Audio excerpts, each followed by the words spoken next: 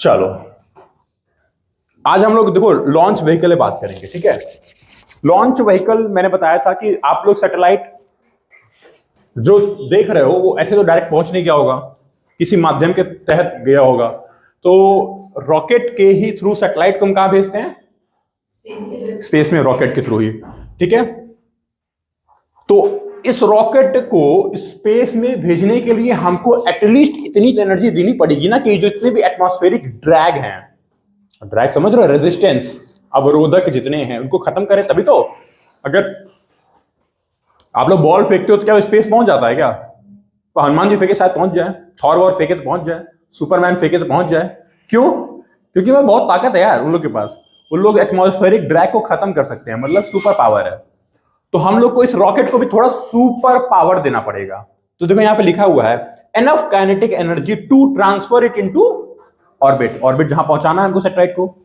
तो रॉकेट को हमको इतनी काइनेटिक एनर्जी देनी पड़ेगी कि वो जो एटमॉस्फेरिक ड्रैग है, देखो एटमॉस्फेयर कहां तक है अर्थ के,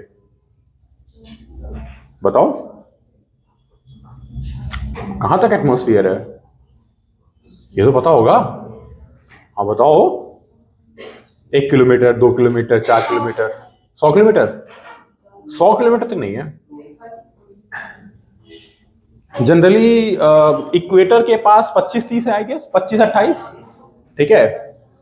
और पोल पे 12 से 16, यहां पे 20 से 28 है, वहां पे 12 से 16 है, ठीक है। और सारे के अच्छा एटमॉस्फेयर का होने का मतलब क्या, सारे जो गैसेस मॉलिक्यूल्स है यहीं पे कंसंट्रेटेड हैं। एक्चुअल में तो एटमॉस्फेयर बहुत ऊपर तक हो सकता है, पर उसकी जो डेंसिटी होगी वो बहुत कम होगी। तो हमको इतना काइनेटिक एनर्जी देना कि वो निकल जाए रॉकेट। अच्छा, रॉकेट में कुछ चीजें होंगी, कंपोनेंट्स। जैसे गाड़ी बनाते हो तो गाड़ी देखते हो तो गाड़ी में टायर है, इंजन है, चेसिस है, सीट्स हैं, ड्राइविंग वो है क्या बोल, स्टीयरिंग है, सारे कंपोनेंट मिलकर ना एक कार बनाते हैं। तो अब इसको समझना, एक रॉकेट के लिए एक इंजन होना ऑब्वियसली मस्ट है, तो उसको पुश देना है। इंजन के बाद उसमें एक फ्यूल, ये रिपेलेंट नहीं होगा, प्रोपेलेंट होगा, ठीक है। ये मैंने रिपेलेंट पता नहीं क्यों लिख दिया है, मच्छर काट लिया होगा शायद। फ्यूल है, प्रोपेलेंट होता है। प्रोपेलेंट मतलब हम लोग गाड़ियों में फ्यूल डलाते हैं, पर रॉकेट के लैंग्वेज में इसको प्रोपेलेंट यूज करते हैं। Y propellant? प्रोपेल का मतलब होता है धक्का देना, प्रोपेल करते हैं ना, प्रोपेल पुश, तो धक्का, तो प्रोपेलेंट यूज करते हैं वर्ड को। तो प्रोपेलेंट ये है कमांड सेंटर। कमांड सेंटर क्यों? क्योंकि रॉकेट में बैठ के आप रॉकेट नहीं चलाते हो, है कि नहीं। गाड़ी में तो बैठ के गाड़ी चलाते हैं, ट्रेन में बैठ के ट्रेन चलाता हो लोको पायलट। अच्छा, उसको लोको पायलट के बोलते हैं और एरोप्लेन के ड्राइवर को पायलट के बोलते हैं। कभी सोचा? घर जाके सोचना, बताएंगे नहीं, ठीक। क्या पता है तो बताओ, बताओ किसी के पिताजी हैं रेलवे में, एयरफोर्स में? कोई बात नहीं, नहीं है तो कोई बात नहीं। तो मतलब आप लोग आइडिया है, नहीं आइडिया तो कोई बात नहीं, आइडिया लो। छोटी छोटी चीजें होती है, पता होनी चाहिए। Why loco pilot and why that person is a pilot, right. Why person driving the car is known as driver and riding the bike is known as rider. These are basic terms that you should know, right. वैसे तो हिंदी सबसे बढ़िया है, चालक बोल दो, बात ही खत्म, है ना। पर ट्रेन के चालक को लोको चालक बोलते हैं, फिर वहां पे लोको वर्ड यूज हो जाता है। हाँ, देखो गेस नहीं करना, क्लास में सीधा जवाब देना है, ठीक है। अब देखो एक चौथी चीज होती है पेलोड। देखो इंजन तो होगा ही होगा, ठीक है। फिर मैंने आपको प्रोपेलेंट बताया, ये कमांड सेंटर, क्योंकि ऑब्वियसली वहां बैठ के तो रॉकेट आप मैनेज नहीं करने वाले हो, आप किसी कमांड सेंटर से रॉकेट को मैनेज करने वाले हो जहां कंप्यूटर वगैरह सब कुछ होगा।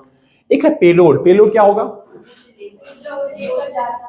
जिससे हम अपना पर्पस फुलफिल करने वाले हैं। अभी तक हमने, हमारे सारे पर्पस क्या थे कल तक जितने हमने चीजें पढ़ी? नेविगेशन सैटेलाइट के ढेर सारे पर्पस, एप्लीकेशन इसी को बोलते हैं ना, अर्थ ऑब्जर्वेशन या फिर रिमोट सेंसिंग सैटेलाइट के ढेर सारे पर्पस, ठीक है।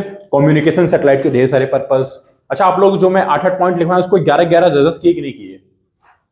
कितने लोग ईमानदारी से घर जाके कॉपी पन्ना खोल रहे हैं? तो फिर आगे क्यों नहीं बढ़ते हो? सोचते हो कि बस वहीं तक है जो है, 8 के आगे क्या सर, इतना 8 दे दिए बहुत है, 5 ही जानना है। हाँ देखो, इतना भी फ्रैंक नहीं होना है। तो पेलोड वो है जिससे हम अपने सैटेलाइट का पर्पस फुलफिल करने वाले हैं, ठीक है।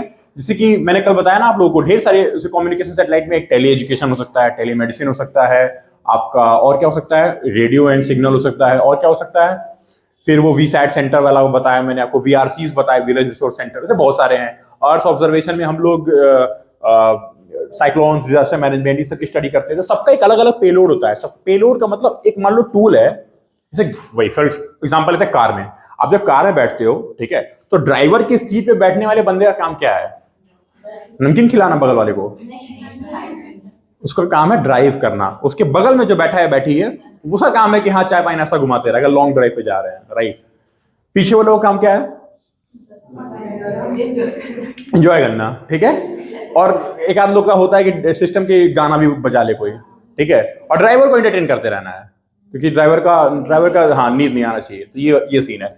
तो मतलब मैं क्या कह रहा हूं, हर एक पोजीशन का अपना एक डिफाइन कर देते हैं ना रोल, क्या होगा कैसे होगा। जैसे ट्रिप पे जाते हैं तो एक बंदा होता है पूरा फाइनेंस देखता है, एक बंदा होता है पूरा लोकेशन देखता है, एक बंदा होता है कि मतलब ऐसा होता है ना इवेंचुअली। तो वैसे पेलोड का मतलब हर एक चीज को हम लोग डिफाइन करके हम लोग उसमें भेज देते हैं, ठीक। किसमें? सैटेलाइट में। अब जरूरी नहीं है कि इतनी बड़ी सैटेलाइट हम 500 करोड़ 600 करोड़ की बनाएं तो एक ही काम उससे कराएं। तो कम से कम कभी कभी 5 पेलोड, 10 पेलोड, 12 पेलोड। और इसरो ने तो रिकॉर्ड बनाया एक साथ 150 पेलोड भेजने का, 132 पेलोड नहीं, सॉरी, सैटेलाइट्स भेजने का। और हर एक सैटेलाइट है 5-5 पेलोड। तो समझ रहे हो आप? तो ये सब टेक्नोलॉजी के थ्रू ही होता है, सब कुछ सेमीकंडक्टर के थ्रू होता है। उतना हमको डिटेल में नहीं जानना है, इतना जानो कि ये सब चीजें होती हैं। अब देखो आता है मेन काम। अच्छा आप लोगों को दिख तो रहा है ना ये?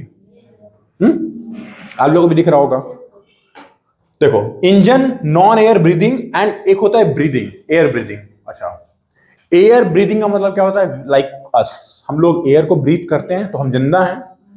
अगर मैं आपसे बोलूं oxygen is a fuel for us, तो क्या गलत होगा? नहीं होगा ना। तो ऐसे ही जो चीजें बर्न होती हैं, जलती हैं, जिसमें जहां पे कंबसन, ज्वलन की प्रक्रिया होती है, तो वहां पे ऑक्सीजन की आवश्यकता होती है कि नहीं होती है? ठीक है। तो जो इंजन ऑक्सीजन की आवश्यकता जहां पे होती है उसको हम एयर ब्रीथिंग इंजन बोलते हैं। पर कहीं ऐसे भी हो सकता है कि जहां ऑक्सीजन हो ही ना। फॉर एग्जांपल अर्थ यहां पे है, यहां पर ऑक्सीजन है क्या? कुछ लिमिटेड एरिया तक होगा ना, वहीं जहां तक एटमॉस्फेयर है। अब और हम सैटेलाइट कहां भेजते हैं? एटमॉस्फेयर में, एटमॉस्फेयर के बाहर, स्पेस में। वहां पे ऑक्सीजन है नहीं, तो सैटेलाइट को तो वहां तक छोड़ना है। तो थोड़े समय तक तो मान लो हम ऑक्सीजन नेचुरल वाला ले लेंगे, ठीक है। उसके बाद क्या? तो वो नॉन एयर ब्रीदिंग इंजन बनाते हैं। अच्छा आप बताओ, ये बात तो क्लियर है ना कि किसी भी कंबसन को होने के लिए ऑक्सीजन का होना, ये बात पता है, तो बहुत बेसिक चीज है, ठीक है। अभी हम लोग तो सारी सैटेलाइट को स्पेस में भेज रहे हैं, तो फिर कैसे हो रहा है वहां पे फ्यूल जो बर्न हो रहा है? कैसे बर्न हो रहा है? हाउ? सोचा? मतलब सोचो कैसे। मैं ये बोल रहा हूं कि ऑक्सीजन के ही वजह से हो रहा है, तो यानी कि ऑक्सीजन जा तो रहा होगा, कैसे जा रहा होगा? क्या भेज? उसी सैटेलाइट में ही, वेरी गुड, उसी को बोलते हैं ऑक्सीडाइजर। मतलब वो जो मैंने आप लोगों को कल फोटो दिखाया, अभी फिर दिखाऊंगा, फोटो दिखाई थी ना इतने बड़े बड़े सैटेलाइट्स की, उसी में एक कंपार्टमेंट बना देते हैं जहां पे ऑक्सीडाइजर रहता है। तो जहां तक तो हमको ऑक्सीजन मिल गया। जहां ऑक्सीजन खत्म, वहां से वो ऑक्सीडाइजर इस्तेमाल में आ जाता है फ्यूल को बर्न करने में, ठीक है। देखो अब थोड़ा सा देखते हैं, इंटरसेक्शन पढ़ते हैं थोड़ा सा, कैसे होता है एक्चुअल में रॉकेट होता कैसे है, ठीक है। रॉकेट नहीं बोलना चाहिए वैसे, जनरली लॉन्च व्हीकल बोलो, ठीक है। Rocket, launch vehicle. देखो, लिक्विड प्रोपेलेंट, सॉलिड प्रोपेलेंट, हम लोग फ्यूल नहीं बोलेंगे, ठीक है। Fuel is very late term for the nominal automobile industry. We are talking about the launch vehicles. देखो अब अलग अलग आपको दिख रहा होगा तरीका। देखो यहाँ पे ये कंबसन चैम्बर है, तो जब आग लगती है तो एक थ्रस्ट जनरेट होता होगा। थ्रस्ट समझ ना, पुश, उसको ऊपर ढकेलता होगा, ठीक है। पंप वगैरह सब छोड़ो, देखो यहाँ पे देखो लिक्विड ऑक्सीडाइजर लिखा हुआ है, फिर यहाँ पे लिक्विड फ्यूल। अब यहाँ पे देखो सेम चीज है, पर ये पूरा क्या है? Solid fuel and oxidiser together. अब मैं उधर मत देखो, अब इधर देखो। अब मैं आपसे ये पूछूं कि हम सॉलिड फ्यूल को भी इस्तेमाल कर सकते हैं और हम लिक्विड फ्यूल को भी इस्तेमाल कर सकते हैं। आपके हिसाब से ज्यादा बेहतर क्या होगा? किसको इस्तेमाल करना, सॉलिड को कि लिक्विड को? सॉलिड को, वेरी गुड। और लिक्विड को भी करते हैं तो क्यों करते होंगे? कॉस्ट तो हमेशा सॉलिड में सस्ता पड़ेगा। तो सोचो ना आप, अगर आपको 1 किलो बर्फ कहीं से कहीं को लेकर जाना है, ज्यादा आसान होगा कि 1 लीटर पानी ले जाना है, फिर 1 किलो लीटर ज्यादा हो गया। तो आप पानी आराम से लेते जाओगे, उसी 1 किलो का सॉलिड फॉर्म और उसी 1 किलो का लिक्विड फॉर्म आपको एक जगह से दूसरी जगह ले जानी है। आप ज्यादा क्या तवज्जो दोगे? लिक्विड? आप लिक्विड ट्रेवल कराओगे, छलकेगा नहीं? सोचो, आप हमेशा सोचोगे ना कि जितना ज्यादा कॉम्पैक्ट रहे चीजें उनको ट्रेवल कराना आसान होगा। तो देखो सॉलिड के साथ क्या है ना कि इजी टू ट्रांसपोर्ट है, क्योंकि सॉलिड है, ट्रक में डाले पहुंचा दिए जहां पहुंचाना है। ये ना यही दिक्कत आती है लिक्विड में कि छोड़ दो, इधर लिखा नहीं है, इधर उधर हो गया होगा, मैं बताता हूं। लिक्विड में दिक्कत क्या आती है ना कि अच्छा, लिक्विड की एक फेनोमेना होती है, आप लोग को लिक्विड की पता है ना, लेयर्स होती हैं। चलो थोड़ा सा मेरे को इसका इस्तेमाल करना पड़ेगा।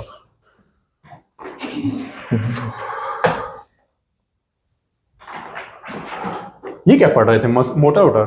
ये क्या था?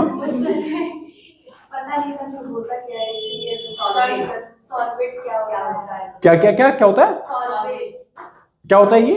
सॉल्वेंट होता क्या है जो पॉल्यूशन एयर पॉल्यूशन करता है, उसी को सर्च करते हैं। देखो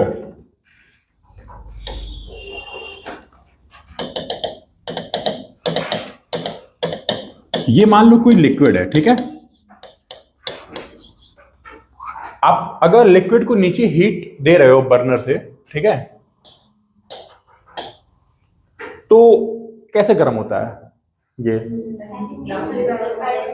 पहले ये गर्म होता है कि पहले ये गर्म होता है? पहले ये गर्म होता है, फिर तो ये चूंकि हल्के हो जाते हैं तो फिर ये होते हैं, तो मतलब ओवरऑल धीरे धीरे धीरे धीरे सब गर्म हो जाते हैं, ठीक है। अब मैं कह रहा हूं कि ये एक आयरन रॉड है, ठीक है, और इधर हमने क्या कर दिया, गर्माहट दी। अब ये कैसे गर्म हो रहा है? चलो इस आयरन रॉड को ऐसे रख लो आप। चलो अभी अभी कैसे हो रहा है? पहले ये होगा तो ये वाला मॉलिक्यूल ऊपर जाएगा, फिर ये नीचे आएगा, फिर ऐसे होता है। डायरेक्ट यहां से यहां हीट, बताओ कैसे सर? ये सब सुना है कभी?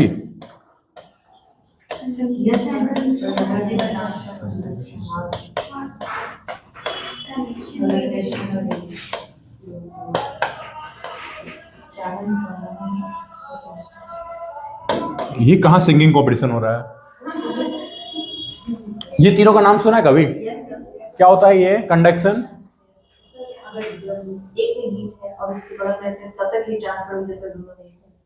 ठीक है, मतलब इसमें molecule two molecule two molecule two molecule two molecule two molecule conduct होती है एनर्जी। मतलब ऐसे नहीं कि उड़ के सीधे यहां से ये यहां जाएगा, फिर यहां से यहां, फिर यहां से यहां, फिर यहां से यहां, फिर यहां से यहां, और ऐसे। तो आयरन रॉड में ऐसा ही हो रहा होगा। यहां पे अगर हम गर्माहट दे रहे होते हैं तो पहले ये लेयर गर्म होती है, तो ये इसको कुछ ऐसा ही होता है, ठीक है। इसीलिए थोड़ी देर बाद यहां भी आपको जलन फील होती है, राइट। चलो ठीक है। कन्वेक्शन में क्या होता है?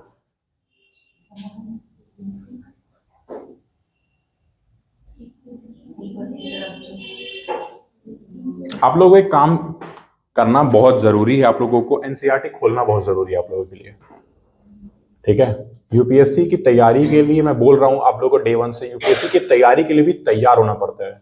और ये कोई कोचिंग, ये कोई मतलब प्रॉपर ये सब कोई क्लेम नहीं कर सकता है।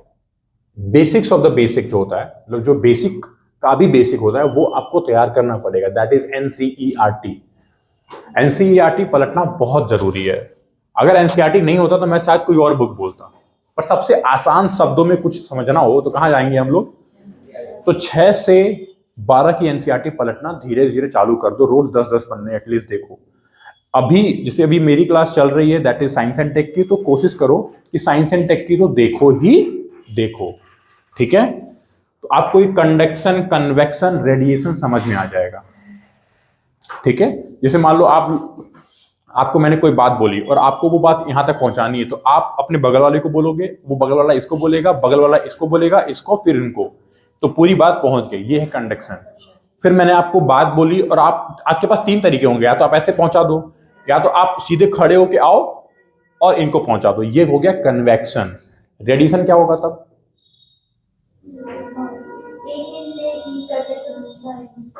तो नहीं, इसी मैंने बोला ना आपको, मैंने एक मैसेज दिया है आपको, वहां तक वो मैसेज पहुंचाना 3 तरीके हैं, या तो आप इनको पहुंचाओ ये उनको, फिर वो उनको। एक तरीका ये, या तो आप उठ के वहां चले जाके उनको बोल दो कि ये है मैसेज। तीसरा तरीका है रेडिएशन। 3 ही तरीके हैं, वैसे तो बहुत तरीके हैं, हमें जानने बेसिक 3 तरीके हैं। रेडिएशन से कैसे पहुंचाओगे, मतलब क्या तरीका हो सकता है? कुछ नहीं, आप एक कागज में लिखो, कागज को रैप करो, फेंक दो डायरेक्ट। तो रेडिएशन में क्या होता है कि पोजीशन नहीं बदलती है बॉडी की, उसकी फोटॉन्स पहुंचती है। सन आकर नहीं ना अर्थ को हीट करता है, वहां से फोटॉन्स आते हैं। रेडिएशन एनर्जी, लाइट एनर्जी आती है, राइट? ये चीज समझो। तो हम कहां थे? हाँ, यहां पे थे।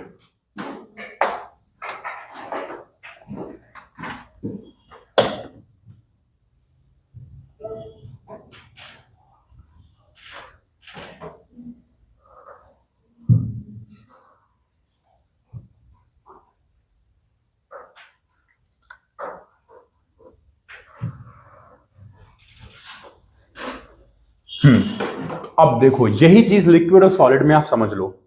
सॉलिड में क्या है ना कि जब एक बार आप हीट दे दिए ना, तो आप रोक नहीं सकते, क्योंकि वहां पे कंडक्शन होगा, ट्रांसफर होना ही होना है। पर सॉलिड में क्या है? सॉलिड में कन्वेक्शन होना है, तो आप कहीं भी कट ऑफ कर सकते हो। मतलब आप अपनी दी हुई एनर्जी को, ठीक है, कंट्रोल कर सकते हो। सॉलिड में नहीं, एक बार लग गया आग तो पूरा जब तक खत्म नहीं होगा फ्यूल, तब तक वो लेके जाएगा। तो एक्चुअल में ये चीप है, बट ये थोड़ा खतरनाक भी है, ठीक है? इसको चीप क्यों है? क्योंकि ट्रांसपोर्ट करना इजी है, इसको स्टोर करना इजी है, इसको एज अ फ्यूल यूज करना इजी है। बट फिर जहां बात आती है कंट्रोल करना है एनर्जी को, जहां बात आती है कि रेगुलेट करना मूवमेंट को ऑर्बिट में, मतलब सॉरी लॉन्च व्हीकल का, वहां पे ये थोड़ी दिक्कत पैदा करता है, ठीक है? हाँ, एक और चीज, इसमें ना फ्रिक्शन थोड़ी ज्यादा होती है सॉलिड में, पता है ना? अच्छा, फ्रिक्शन से याद आया, आपको पता है फ्रिक्शन तो इसमें भी होती है, लिक्विड में भी होती है, पर इसकी फ्रिक्शन सरफेस पे होती है, लिक्विड की फ्रिक्शन विद इन लेयर होती है, विद इन लेयर। इसलिए कहीं भी ना आप देखा करो, जब पेट्रोल वेट्रोल लेकर जाते हैं तो उन गाड़ियों पे लिखा रहता है कि इनफ्लेमेबल, लिखा रहता है ना कि दूर रहे। तो एक्चुअल में क्यों, थोड़ी ऐसे थोड़ी आग पकड़ लेगा, ऐसा नहीं होता है। ऐसे होता क्या है ना कि इसे एक लिक्विड है तो वैसे छलकता रहता है ना ऐसे, तो वो क्या पूरी लिक्विड एज अ सिस्टम नहीं छलकता है, एक लेयर जाती है, फिर वो दूसरी लेयर से टकराती है, तो तीसरे लेयर से, ऐसे पूरा एक तरीके से सोचो तो एक एक लेयर है, वो लिक्विड की लेयर है, कि वो इंटैक्ट नहीं है मॉलिक्यूल्स, उनके अंदर इंटरमॉलिक्यूलर स्पेस ज्यादा होती है, इंटरमॉलिक्यूलर उनकी जो बाइंडिंग फोर्स है थोड़ी कम होती है। पर सॉलिड में एकदम टाइट होता है बॉन्डिंग, और स्पेस होता ही नहीं है ना के बराबर। तो अगर कोई सिस्टम हिलेगा तो पूरा सिस्टम हिलेगा। जैसे अगर चेयर को मैं हिलाऊंगा तो पूरा सिस्टम ही हिलेगा, पर यहाँ पे अगर जेली टाइप का चेयर होता तो मैं अगर कुछ खींचता तो शायद सिर्फ वो हिस्सा बाहर आता। समझ, फील कर पा रहे हो ना? इसीलिए लिक्विड कुछ चीजों को ट्रांसपोर्ट करना हार्ड हो जाता है, क्योंकि पूरी लेयर बार बार एक दूसरे ड्रैग खाती है, तो ड्रैग खाने की वजह से ज्यादा फ्रिक्शन हो जाता है। होना तो सॉलिड में चाहिए, पर जब वो यूज करते हैं तब वहां पे फ्रिक्शन ज्यादा होता है। पर जब ट्रांसपोर्ट कर रहे होगे इसको, तो वहां सोचो कितनी ज्यादा फ्रिक्शन होगी, और जितनी ज्यादा फ्रिक्शन उतनी जल्दी आग पकड़ लेगा, कि उसकी जो एनर्जी होगी अंदर की वो हाई रहेगी ना। फ्रिक्शन होता है कैसे, आप अपने हाथ पे से रगड़ते तो गर्माहट होती है कि नहीं, तो लेयर में भी वही होगी। इसलिए तो ये बात समझ में आ गया, ठीक है? तो शुरू में इसको ट्रांसपोर्ट करना तो टफ है शुरू में, पर एक बार अगर आप इसको अगर अपने फ्यूल में इस्तेमाल कर लिए तो जब चाहो तब आप कट ऑफ कर सकते हो। नहीं मतलब एक बीच में मान लो एक पूरा सिस्टम है, ये पूरा लिक्विड से भरा हुआ है, और मैंने बीच में एक कटर इस्तेमाल कर लिया, अगर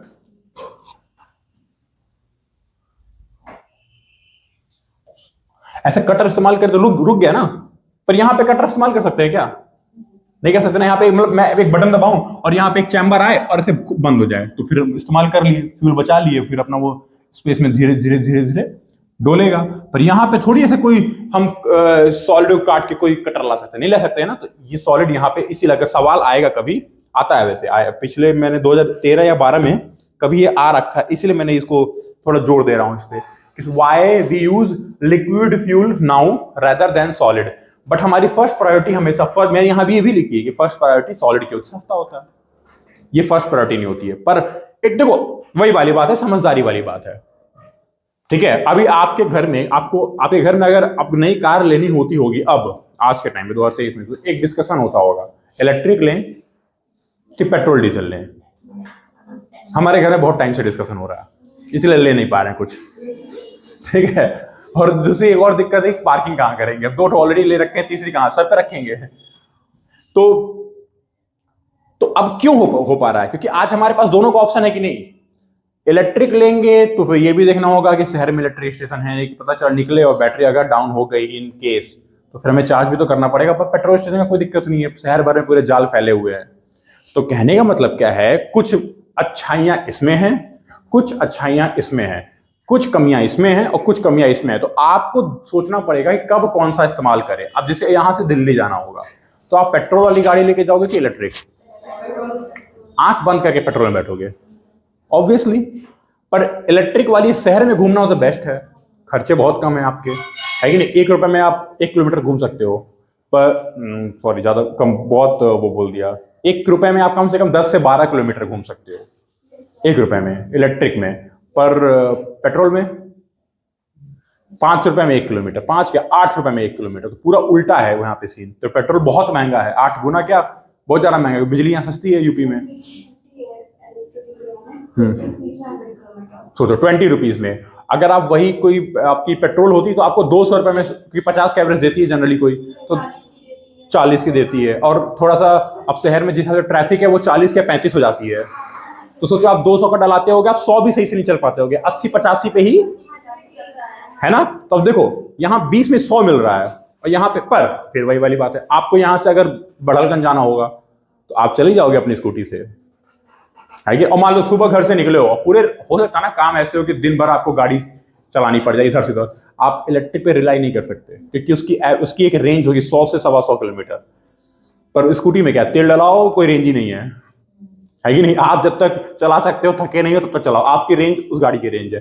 तो मैं क्या कह रहा हूं, आपको डिसाइड करना पड़ेगा कब क्या इस्तेमाल करना है। तो यही चीज यहाँ पे भी है, कुछ अच्छाइयां कमियां इसमें भी है, कुछ अच्छाइयां कमियां इसमें भी है। अब जब सवाल आएगा तो आपको दोनों लिखना पड़ेगा पॉइंट, ठीक है। और क्या है, तो अब क्या करने लगे हैं ना साइंटिस्ट लोग, दोनों इस्तेमाल करने लगे एक ही रॉकेट में, सॉलिड भी लिक्विड भी। तो शुरू में जब हम लोग को यहां से यहां तक पहुंचाना होगा तो यहां क्या इस्तेमाल करेंगे, सॉलिड। सस्ता रख रहा हूं अपने, क्योंकि कंट्रोल तुमको स्पेस में करना है, यहां थोड़ी कंट्रोल करना है। यहां तुमको पता है एटमॉस्फेयर को, ड्रैग को हटाना ही है। देखो कोई भी ऑर्बिट छोड़ोगे तो लियो से ही शुरुआत करोगे ना। तो लियो तक तो आपका दिमाग क्लियर होना चाहिए, लियो तक तो अपन को सॉलिड ही इस्तेमाल करना है, पैसा भी कम लगेगा और लियो पहुंच जाएंगे। उसके बाद हम सोचेंगे कि हमें लिक्विड इस्तेमाल करना है फिर क्या। अच्छा अगर मान लो आपको जियो जाना है, मतलब वहां जाना है, जीएसओ जाना है स्टेशनरी, तो आप सोचोगे कि अनंत काल तक हम, मतलब जहां तक पूरा सॉलिड इस्तेमाल कर लें, क्योंकि ऑब्वियसली जितना कम खर्च में, आपको पता वहां पहुंचना ही है, कहीं कंट्रोल तो करना नहीं है बीच में। तो वही, ये आपके डिमांड पे डिपेंड करता है कि आप सॉलिड इस्तेमाल करोगे कि लिक्विड। तो इसीलिए जब सवाल आएगा मेंस में, ऐसे ही सवाल आएंगे कि क्यों जो GSLV MK2 है उसमें सॉलिड लिक्विड दोनों का इस्तेमाल होता है, या फिर PSLV में क्यों सिर्फ सॉलिड का इस्तेमाल होता है, क्यों SSLV में। सवाल ऐसे कभी नहीं आएगा इसमें सॉलिड इस्तेमाल हो रहा है तो क्यों इस्तेमाल हो रहा है। SSLV NSLV सवाल किसी पे भी आ सकता है, स्मॉल और नैनो पे भी, क्योंकि वहां पे सिर्फ सॉलिड इस्तेमाल कर रहे हैं, ठीक है। फिर एक आता है ASLV वाला, तो चलो उसको हटा दिए। और बहुत सारे देश अभी भी सॉलिड इस्तेमाल कर रहे हैं, क्योंकि अभी इतना पैसा नहीं लोग खर्च कर पा रहे हैं। सिर्फ India, Canada, US, Russia, China जैसे देश जहां पे लिक्विड, क्योंकि उनको कंट्रोल करना भी आ चुका है, ठीक है। अभी एक और इसके आगे भी चीज है, क्रायोजेनिक। वो तो और आप लोगों को मैंने बोला रॉकेटरी, तो उसमें पूरा हाँ, तो पूरा खेल क्रायोजेनिक का। क्रायोजेनिक क्या है, एकदम लो टेम्परेचर, लो भी नहीं, लोवेस्ट टेम्परेचर। अच्छा what can be the lowest temperature, कि हाँ इससे कम टेम्परेचर नहीं हो सकता है। आइडिया आप लोग को, माइनस कितना डिग्री, 10 नहीं 20, 100, -200, कौन बोला 273, -273 exactly, that is the lowest. -275 कभी सुना है, -274 कभी सुना है, केल्विन।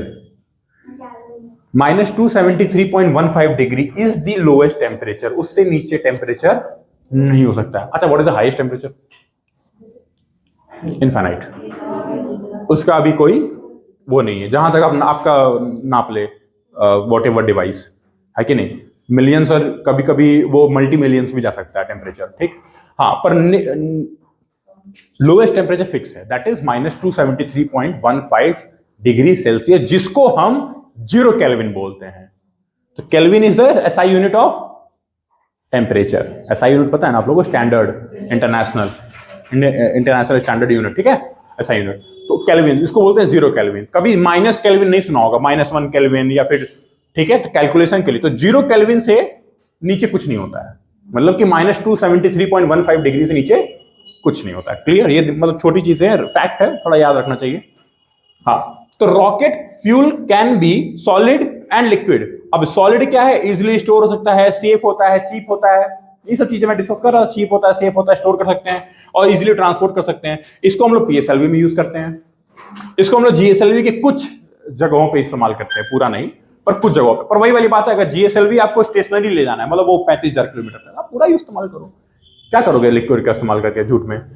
अच्छा, ये लिख लो अपने, हाइड्रोक्सी टर्मिनेटेड पॉलीब्यूटाडाइन, ये एक सॉलिड फ्यूल है, ठीक है, फ्यूल का नाम है ये, hydroxy terminated, HTPB, hydroxy terminated polybutadiene. ये बड़ा होता है क्या? नहीं होता है।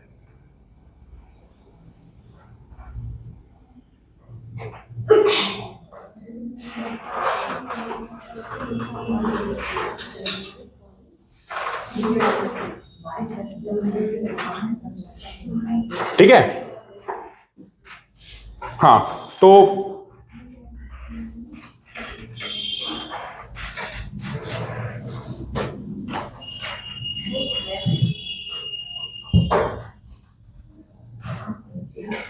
ठीक है, अब ये हो गया।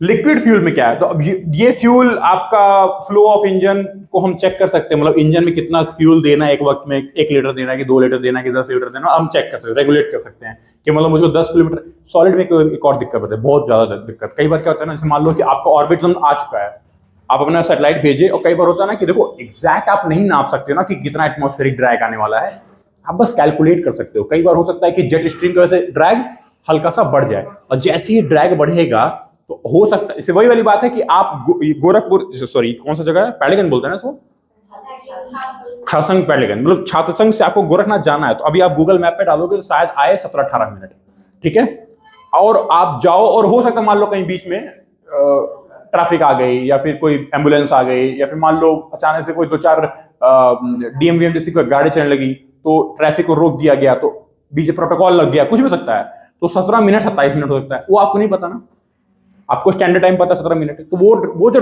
रेजिस्टेंस आने वाला है, वो बस आप सपोज कर सकते हो कि आ सकता है। तो हम एक काम करते हैं, मेरे पास 17 मिनट से जाने का, तो मैं 25 से 28 मिनट का एक रूम लेके चलती हूँ, ये ना सोचे चलोगे आप लोग, ठीक है। यही होता है कैलकुलेशन सॉलिड के साथ दिक्कत। सॉलिड को क्या है, यहाँ पे मान लो ये जो वॉल है, यही हमारा ऑर्बिट है जहाँ पे अचीव करना है, हमने यहाँ से अर्थ से शुरू किया है, तो हमने ना वॉल से थोड़ा से आगे तक का फ्यूल रखेंगे, क्योंकि ऑब्वियसली बीच में ड्रैग होगा, पर कई बार क्या होता है, ड्रैग आया ही नहीं, अब वहां पहुंच गया तो वो ऑर्बिट क्रॉस कर जाता है, अब ऑर्बिट क्रॉस तो खत्म बात, तो पूरा का पूरा पैसा बर्बाद, क्योंकि नहीं कर सकते ना सॉलिड को चेक। इसीलिए थोड़ा सा लिक्विड का कंपार्टमेंट रखना बहुत जरूरी होता है, ठीक है, ताकि मान लो यहां तक सॉलिड रखो, यहां तक लिक्विड, जैसे ही वो पहुंचेगा आप तुरंत कट ऑफ करके रोक दो अपना ऑर्बिट में, आप उसको ऑर्बिटल मोशन कराना शुरू हो जाता है, ठीक है, ये चीज बहुत जरूरी है। हाँ, बस यही है कि ये थोड़ा एक्सपेंसिव होता है, इसका स्टोरेज भी एक्सपेंसिव होता है, इसका ट्रांसपोर्ट भी एक्सपेंसिव होता है, ठीक है। इसका कुछ नाम है, वो लिख लो आप लोग, UDMH N2O4। तो UDMH को बोलते हैं अनसिमेट्रिक डाइमिथाइल हाइड्राजाइन। अगर कहीं हाइड्राजाइन वर्ड आ जाए तो समझ लेना वो लिक्विड लॉन्च व्हीकल फ्यूल है, प्रोपेलेंट है। हाइड्राजाइन वर्ड याद रखना, हाइड्राजाइन। एक होता है UDMH मतलब अनसिमेट्रिक डाइमिथाइल, और एक होता है MMH मोनोमिथाइल हाइड्राजाइन, और उसमें कुछ नाइट्रोजन ऑक्साइड्स को हम लोग, मतलब ये फ्यूल आपको याद करना पड़ेगा, इसलिए मैंने यहां पे लिख दिया है, ठीक है, ओके। अब आते हैं पूरा हमारा आज का मेन टॉपिक। पहले इस वाले फोटो को देखो सब लोग, पहले इस फोटो को देख लो अच्छे से, फिर मैं आगे डिस्कस। दिख रहा है कि नहीं? तो मैं इसको कैंसिल कैसे कर सकते हैं ताकि जूम कर पाऊं आप लोगों के लिए। ऐसे दिख तो रहा है ना? नहीं दिख रहा है क्या? ये वाला दिख रहा है क्या? ये भी नहीं दिख रहा है। रुको बैक करता हूं, बैक हो जा भैया। बैक किससे होता है? ये क्या है?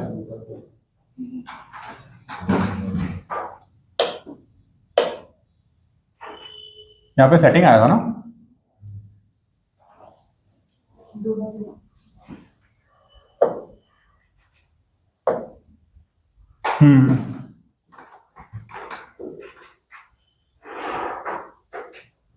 हाँ देखो अभी दिख रहा है ना प्रॉपर, अभी दिख रहा होगा एकदम अच्छे से। देखो यही है हमारा पूरा प्रॉपर एक, नहीं नहीं हाँ लॉन्च व्हीकल, और जिसमें देखो छोटा सा सेटेलाइट भी है हमारा। कहाँ गया सेटेलाइट, ये तो है सेटेलाइट, ठीक। ये है पूरा लॉन्च व्हीकल। अब इसमें देखो अलग अलग कंपार्टमेंट है, ये देख लो, दिमाग में बैठा लो कि कौन सा कहां पे होता है, क्योंकि ऑप्शंस में आपको एलिमिनेट करने में या फिर ऑप्शन को फाइंड आउट करने में इजी हो जाएगा। सॉलिड मोटर रॉकेट हो जो भी है, फर्स्ट स्टेज ये होता है जो उसको शुरुआती थ्रस्ट देके एटमॉस्फेयर तक पहुंचाता है। सेकंड, फिर ये हट के पानी में गिर जाता है, ये ना पानी में गिरता है, देखा होगा आप लोगों ने वीडियो वगैरह। सेकंड स्टेज में यहाँ पे एक एक्सटर्नल ड्रैग देके फिर यहाँ पे ये सब कुछ हट के इवेंचुअली ये जो होता है सबसे आखिरी में हटता है, और ये तो एटमॉस्फेयर के बाहर हटता है। तो जब अब वापस एटमॉस्फेयर में गिरता है ड्यू टू ग्रेविटी खींचेगा ना, तो वो एटमॉस्फेयर में जल वल के राख हो जाता है।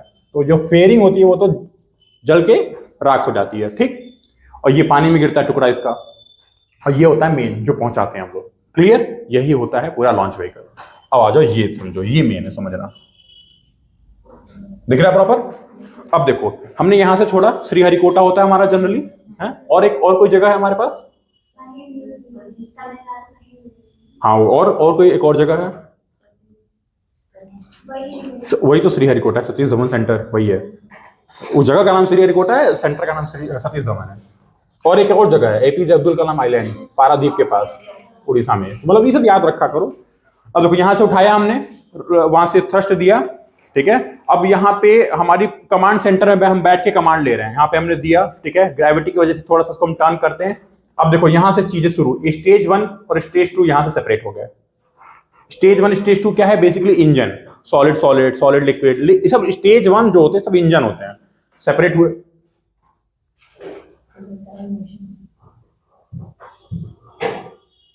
यार खुद भी टच हो जाता है, हाँ ठीक है, सेपरेट। अब ये देखो जहां से अब सेपरेट हो गया तो ये पानी में गिर जाएगा, ये वाला जो मैंने बताया नीचे वाला तो पानी में गिर जाएगा अपना कहीं ये कहीं, ठीक है। पर ये यहां पे देखो, ये जो दिख रहा है, ये जो ट्रेजेक्टरी दिख रही है आप लोगों को, यहीं पे ऊपर स्पेस है और नीचे अर्थ है, यही समझ लो अर्थ है। तो इवेंचुअली ये हमारा सैटेलाइट पहुंच गया, दिख रहा है। यहां पे हम देखो एक्सटर्नल थ्रस्ट दे रहे हैं, एक्सटर्नल थ्रस्ट देते हैं, यहाँ पे थोड़ा सा रखते हैं ना एंड वाले के लिए लिक्विड फ्यूल, नहीं रखते तो सॉलिड फ्यूल समझ लो, कोई फ्यूल रखते हैं। एक्सटर्नल थ्रस्ट देते देते फिर एंड में हमारा सैटेलाइट सेपरेट हो जाता है और हमारा जो भी काम है ऑब्जर्व करने का, कम्युनिकेट करने का, वो हो जाता है। और जो ये ऊपर वाला हिस्सा है जो यहाँ पे दिख रहा है ना, ये बुलेट के जैसा शेप है, देखो ये वाला भी फिर ये तो कहीं रास्ते में जल गया, देखो यहाँ पे टूट के गिर रहा है ना, ये वो रास्ते में जल गया है। नदी में, सॉरी नदी बोल रहे हैं, समुद्र में ये वाला गिरता है। और ऐसा ही लॉन्च करते हैं जनरली, देख करो सारी की सारी सैटेलाइट ना सदर्न हेमिस्फीयर में लॉन्च होती हैं, इक्वेटर के इस साइड, कि इधर ज्यादा पानी है तो जनरली सब पानी में ही गिरता है, ठीक है। कभी आपके सर पे आके टन से नहीं गिरेगा, ऐसा नहीं होगा, वो पानी में ही गिरता है, ठीक है। तो ये हो गया हमारा। अब आ जाओ, ये जो नाम है ना, मैं उन नामों में फोकस नहीं कर रहा हूं क्योंकि वो हमें नहीं जानना, क्योंकि मैं फोटो में से नाम नहीं हटा सकता था, हमें बस आपको ट्रैजेक्टरी दिखानी थी। इन चीजों मत जाना कि बॉडी किक, मोटर, बर्नआउट, इतना हम लोग को रॉकेट साइंस थोड़ी पढ़ना है। अब आप ये पढ़ने से पहले ये देखो इवोल्यूशन,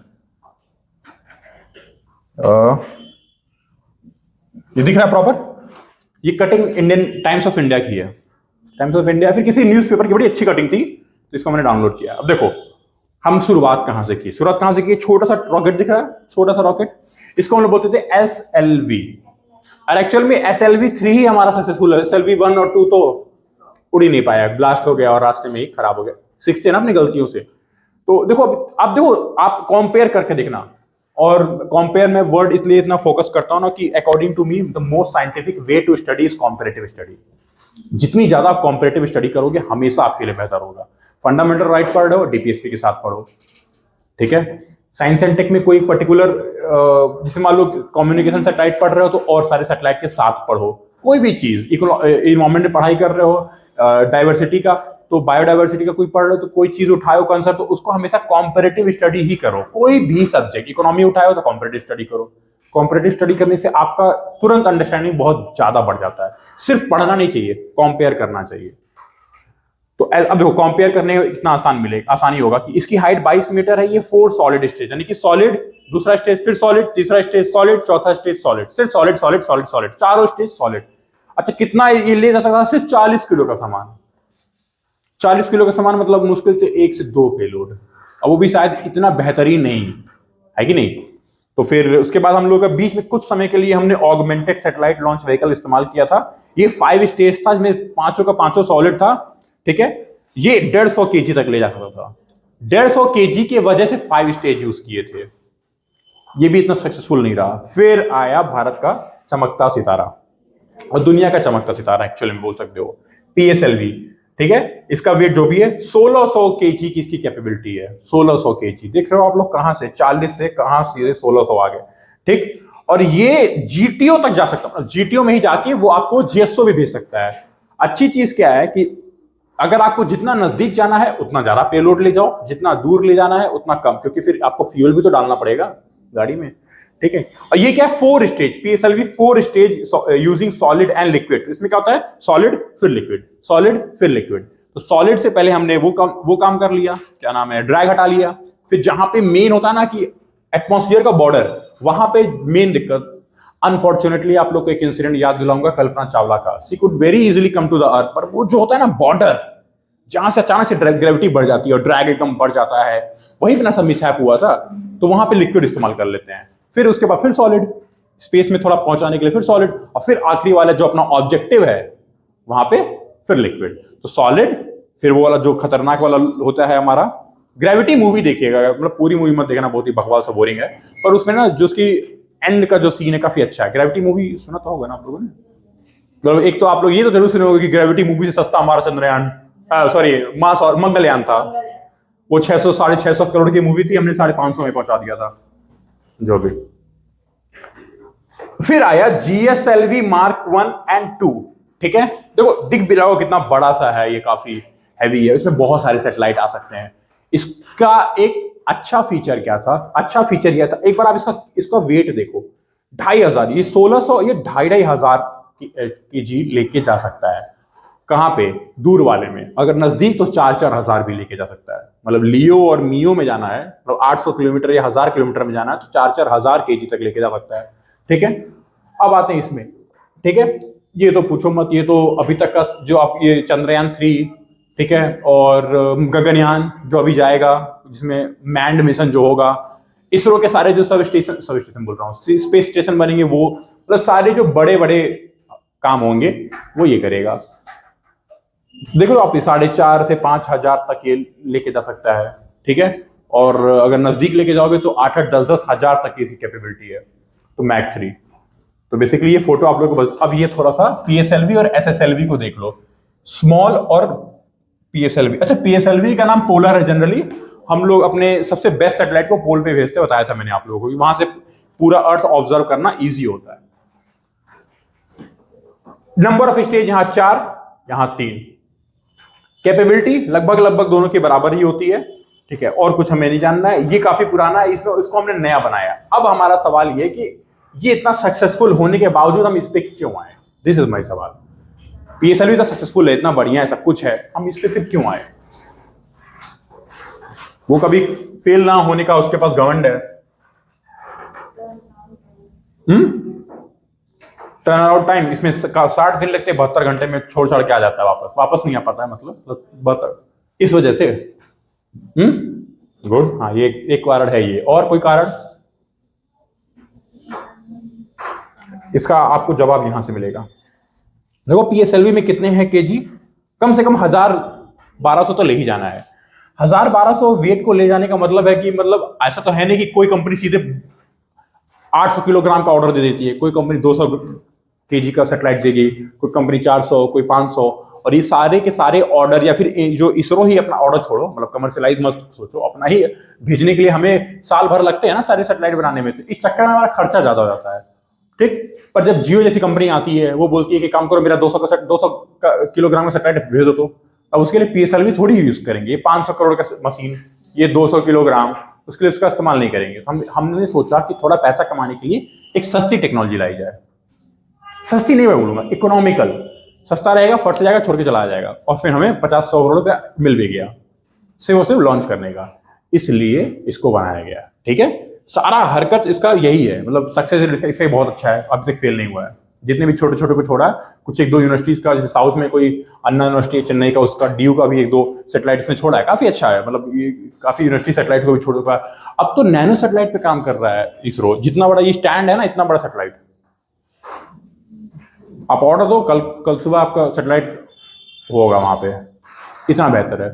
इससे इसरो भी इंडिपेंडेंट हो रहा है, सरकार के मतलब दिए हुए जो अनुदान होते हैं उस पे नहीं, अब वो खुद भी कमा रहा है और खुद भी डेवलप। इससे क्या R&D और अच्छी होगी, और अच्छे अच्छे इंक्यूबेशन सेंटर पूरे भारत में बनेंगे, ठीक है। अब जैसे क्या जनरली सारे के सारे इसरो के संस्थान कहाँ पे हैं, साउथ में ही है, और 1-2 अहमदाबाद में है, दिल्ली में तो ऑब्वियसली होगा क्योंकि वहां से कमांड हो रहा है। पर अब सोचो, अब हर राजधानी में अगर इसरो का एक सेंटर खुल जाए, हर बड़े शहर में, तो बच्चे भी वहां पर जा सकेंगे, सीख सकेंगे, थोड़ा सा इनोवेटिव हो पाएंगे, सोच पाएंगे। तो ये सारी सुविधाएं हैं, तो पहले उसके लिए पैसा तो होना चाहिए, है कि नहीं। ये तो दिक्कत है हमारे देश की। तो इस वजह से अगर कभी सवाल आए, और आएगा, और मैं दूंगा आप लोगों को, why we are using SSLV over PSLV, इसका रीजन यही है, पार्टिसिपेशन ऑफ प्राइवेट पार्टीज। और जहां प्राइवेट पार्टीज आती है, अच्छा, प्राइवेटाइजेशन और गवर्नमेंट एजेंसीज में क्या डिफरेंस होता है? आप बोलते हो ना कि यहाँ पे कंपटीशन होता है, तो इनोवेशन होता है, ये सब बताते हो ना आप लोग, कैपिटलिज्म वर्सेस सोशलिज्म में। तो वही वाला हाल है कि जितना ज्यादा कैपिटलिस्टिक होगे, उतना ज्यादा आप इनोवेटिव होगे, उतना ज्यादा आपको BSNL कितना भी अच्छा काम कर ले, जियो जैसा काम और एयरटेल जैसा काम थोड़ी कर पाएगी, है कि नहीं। तो वो सारी चीज, आप एक फोन करते हो, खर्च से वो आपके घर आके ठीक ठाक चले जाते हैं। BSNL वाले को फोन कर रहा है, ठीक है रखो, भाड़ हो जाओ, है कि नहीं। तो वही सब चीजें हैं, ठीक। ये भी एक कॉम्परेटिव में ही मैंने यहाँ पे लगाया है, आप लोगों को समझ में आ जाएगा कि लो अर्थ ऑर्बिट के लिए ये सन सिंक्रोनस के लिए इस्तेमाल किए गए, ये ट्रांसफर ऑर्बिट के लिए, और ये तो भैया सबके लिए एक तरीके से, ठीक है। ये हमारा लॉन्च व्हीकल का है। एक चलो और सवाल लगाते हैं यहाँ पे पहले। ये समझ में आ रहा है ना कि GSLV Mk2 और Mk3 to launch communication satellite into the geosynchronous transfer orbit. 3 type का स्टेज होता है, सॉलिड, लिक्विड, क्रायोजेनिक। अब यहाँ पे एक नया वर्ड आ गया आप लोगों के लिए। सॉलिड समझ में आ गया था, लिक्विड समझ में आया, क्रायोजेनिक जो आप लोग बताया ना कि एकदम मिनिमम से मिनिमम टेम्परेचर पे जब हम फ्यूल को रखते हैं तो वो रहता है, ठीक है। तो अभी समझाते हैं, very very low temperature, -100 to 200 की बात कर रहा हूँ, -10-50 की बात नहीं कर रहा हूँ। अच्छा, क्रायोजेनिक का होने का फायदा क्या है वो बताता हूँ, उसके पहले पहले ये समझो। इस सवाल को चलो सॉल्व करते हैं।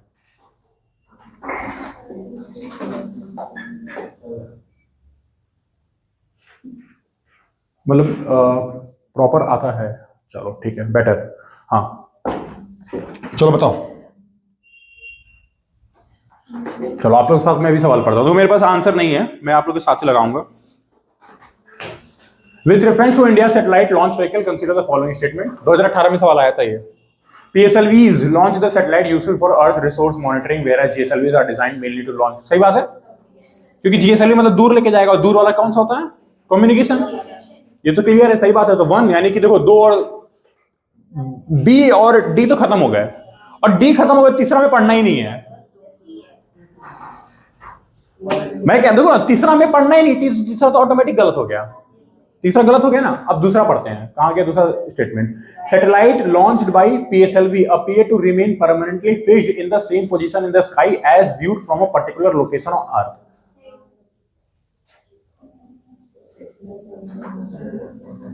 सही गलत? चलो अपना तीसरा पढ़ते हैं। GSLV Mk4 is a 4 stage, पहले गलत हो गया, 3 stage, solid liquid cryogenic 3 stage है, ये 4 स्टेज लिख दिया, गलत हो गया। PSLV से कंफ्यूज कर रहा था आपको, वहां पे सॉलिड लिक्विड है, 4 स्टेज है PSLV में, सॉलिड लिक्विड जो आपको बताया अभी एग्जांपल। पर GSLV 3 स्टेज है, सॉलिड लिक्विड क्रायोजेनिक, क्योंकि ज्यादा दूर तक लेके जा रहा है। तो तीसरा तो गलत हो गया, तो हट गया, ठीक है। दूसरा बता दो आप लोग। अच्छा सही है आप लोग के हिसाब से, दूसरा गलत है। ध्यान से देखो कैसे घुमाया है UPSC। एग्जैक्टली, वो तो जियो स्टेशनरी में होता है, और जियो स्टेशनरी बहुत दूर होता है। देखो छोटे छोटे चीजें से घुमा रहा है। ये वर्ड कब इस्तेमाल करेंगे? जब हम स्टेशनरी वर्ड इस्तेमाल करेंगे, और स्टेशनरी कहां होता है? बहुत दूर। और बहुत दूर के लिए कौन सा इस्तेमाल करते हैं? ये। देखो तो कैसे घुमाएगा UPSC। 18 के बाद तो UPSC का अलग लेवल हो चुका है साइंस एंड टेक में। अब देखो ऑप्शन ऐसे भी नहीं देता है आप लोगों को। डी वाले तो वहीं पे मोए मोए हो जाएगा उनका। ठीक है, तो अभी समझ में आया ना कैसे करना है। Elimination is not the technique you have to use, what you have to use, conceptual knowledge. आपको यहां पे क्या लग रहा है, क्या एलिमिनेट कर पा रहे हो? ये एलिमिनेट तो हो गया इजी कि देखो ये तो सही है, तो ये सही है, तो हम जाके तीसरे को उड़ा दिए। एक्चुअल में मान लो इसमें कुछ ऐसे वर्ड खेल लेता, हम नहीं पकड़ पाते, तब तो फिर बहुत टफ हो जाता सवाल। कई बार होता है कि ये 4 दिखता नहीं है पेपर में, पेपर के माहौल में ना ये 4 2 दिखता है, 2 3 दिखता है, वहां पे अलग ही चीज दिखते हैं आपको। जो मैं सच बता रहा हूं, इनसाइड को आप आउटसाइड पढ़ लोगे, होता है करेक्ट को इनकरेक्ट पढ़ोगे, अलग माहौल होता है, बहुत माहौल अलग होता है। आता हुआ मतलब आता हुआ छोड़ो, जो आप नींद में गलत नहीं करोगे वो गलत करके आ जाओगे। समझ रहे हो? जो कोई गलत, जैसे मैं बताऊं, मेरे 2 दोस्त आज भी रोते हैं, मतलब वो इतना गुस्सा करते हैं। एक सवाल आया होगा रेगुलेटिंग एक्ट का, इससे मतलब वो जब वो सवाल उसने बोला कि भाई जब मैं उसको गोलक सर्किल कर दिया ना, मन तो क्या फाड़ दूं पेपर। वो क्वालिफाइड है, पर वो सवाल आज तक उसको कि मैंने क्यों गलत कर दिया। 33 13 और 93, समझ रहे हो आप? तो ये जो कहते हैं कि गिल्टी रहेगा ना, गिल्ट ट्रिप में रहोगे। ये गिल्ट ट्रिप में ना रहने की वजह से ये सब दिमाग लगाना, देखो ये परमानेंटली फिक्स कह के आपको पूरा डिस्टर्ब कर दिया। ठीक है, तो अभी हो गया ना।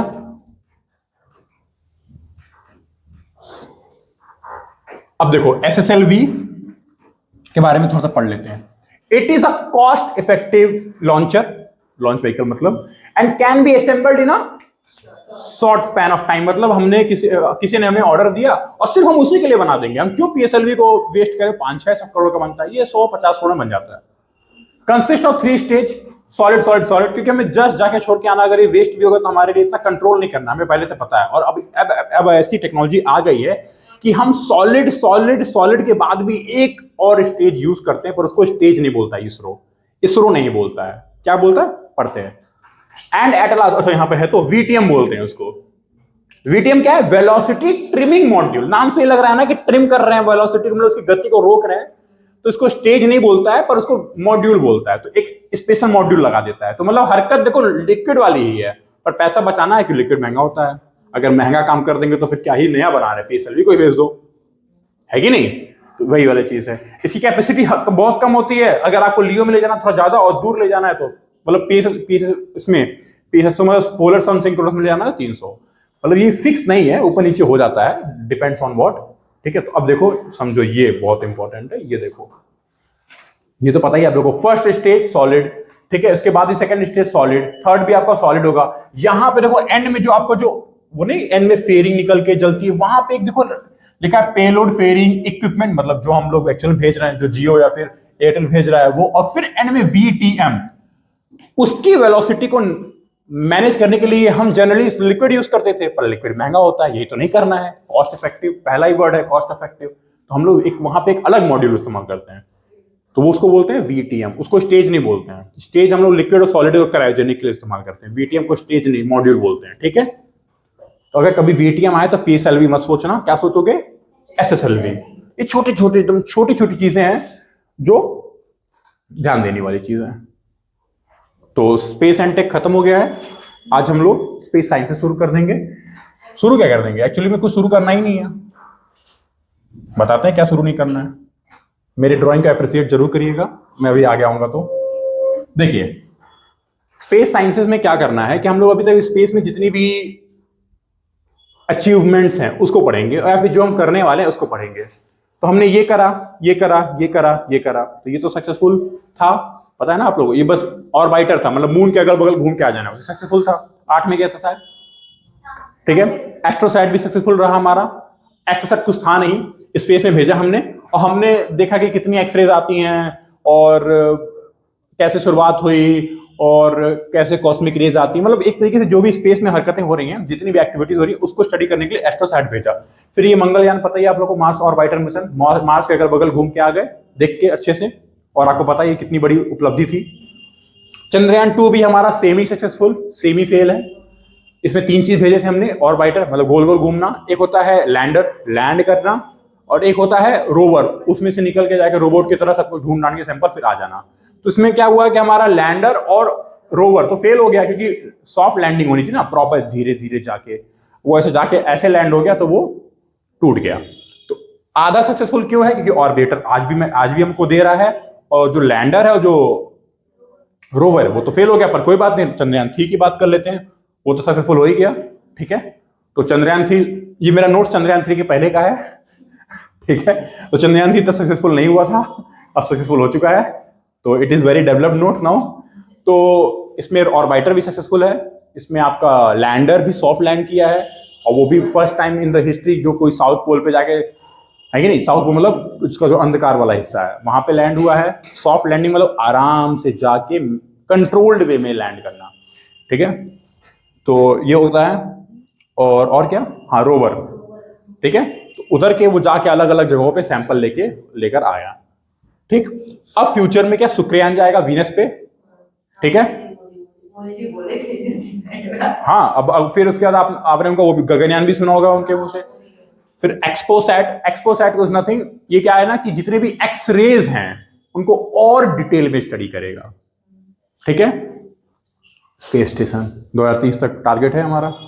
ठीक है, तो देखो आपको ये सब पढ़ाना क्लास में is a sheer waste of time. I am using this sheer waste of time. क्यों? क्योंकि it is very dynamic.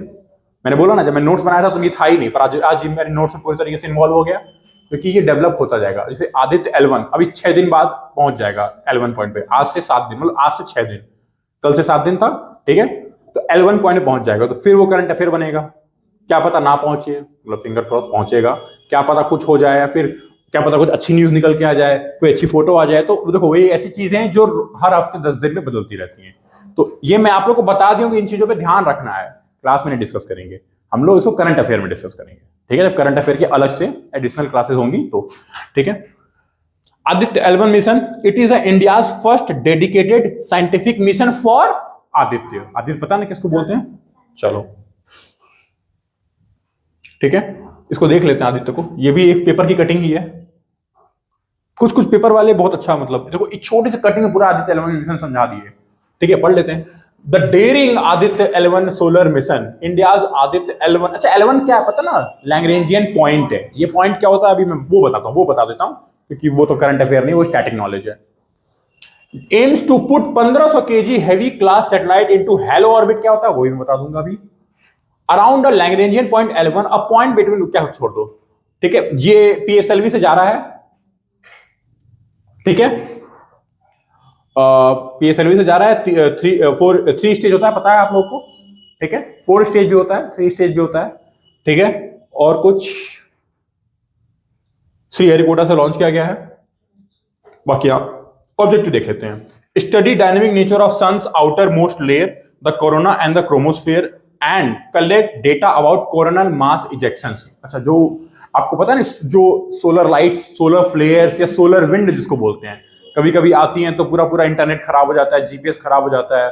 Last time ये 1930-20 में आसपास आया था। अब इतना इंटरनेट पे हम लोग की जीवन रेखा निर्भर नहीं करती थी, बट बहुत कुछ दिक्कत, रेडियो वगैरह सब बर्बाद हो गया था।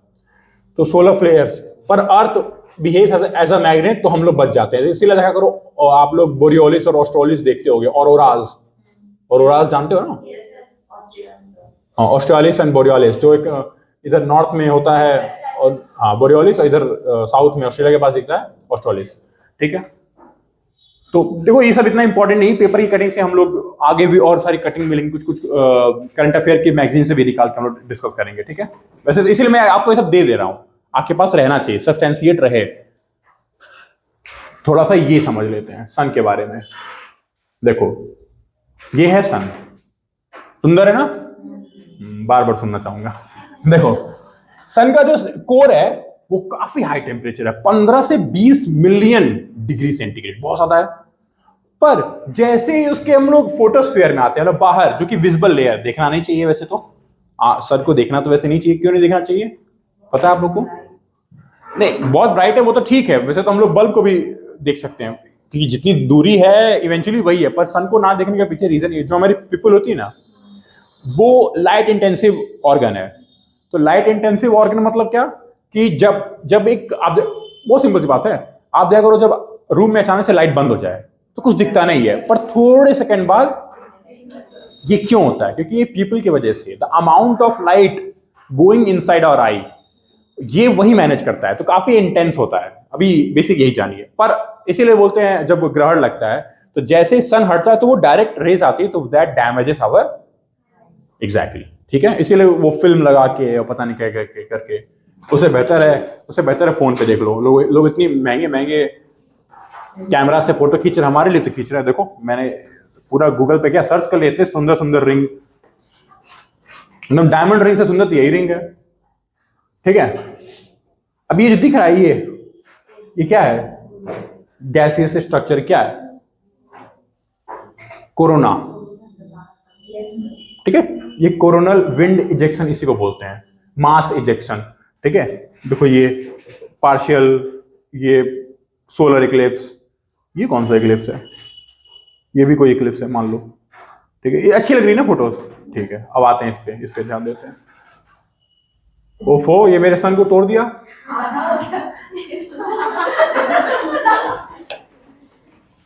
बचा लिया मैंने। देखो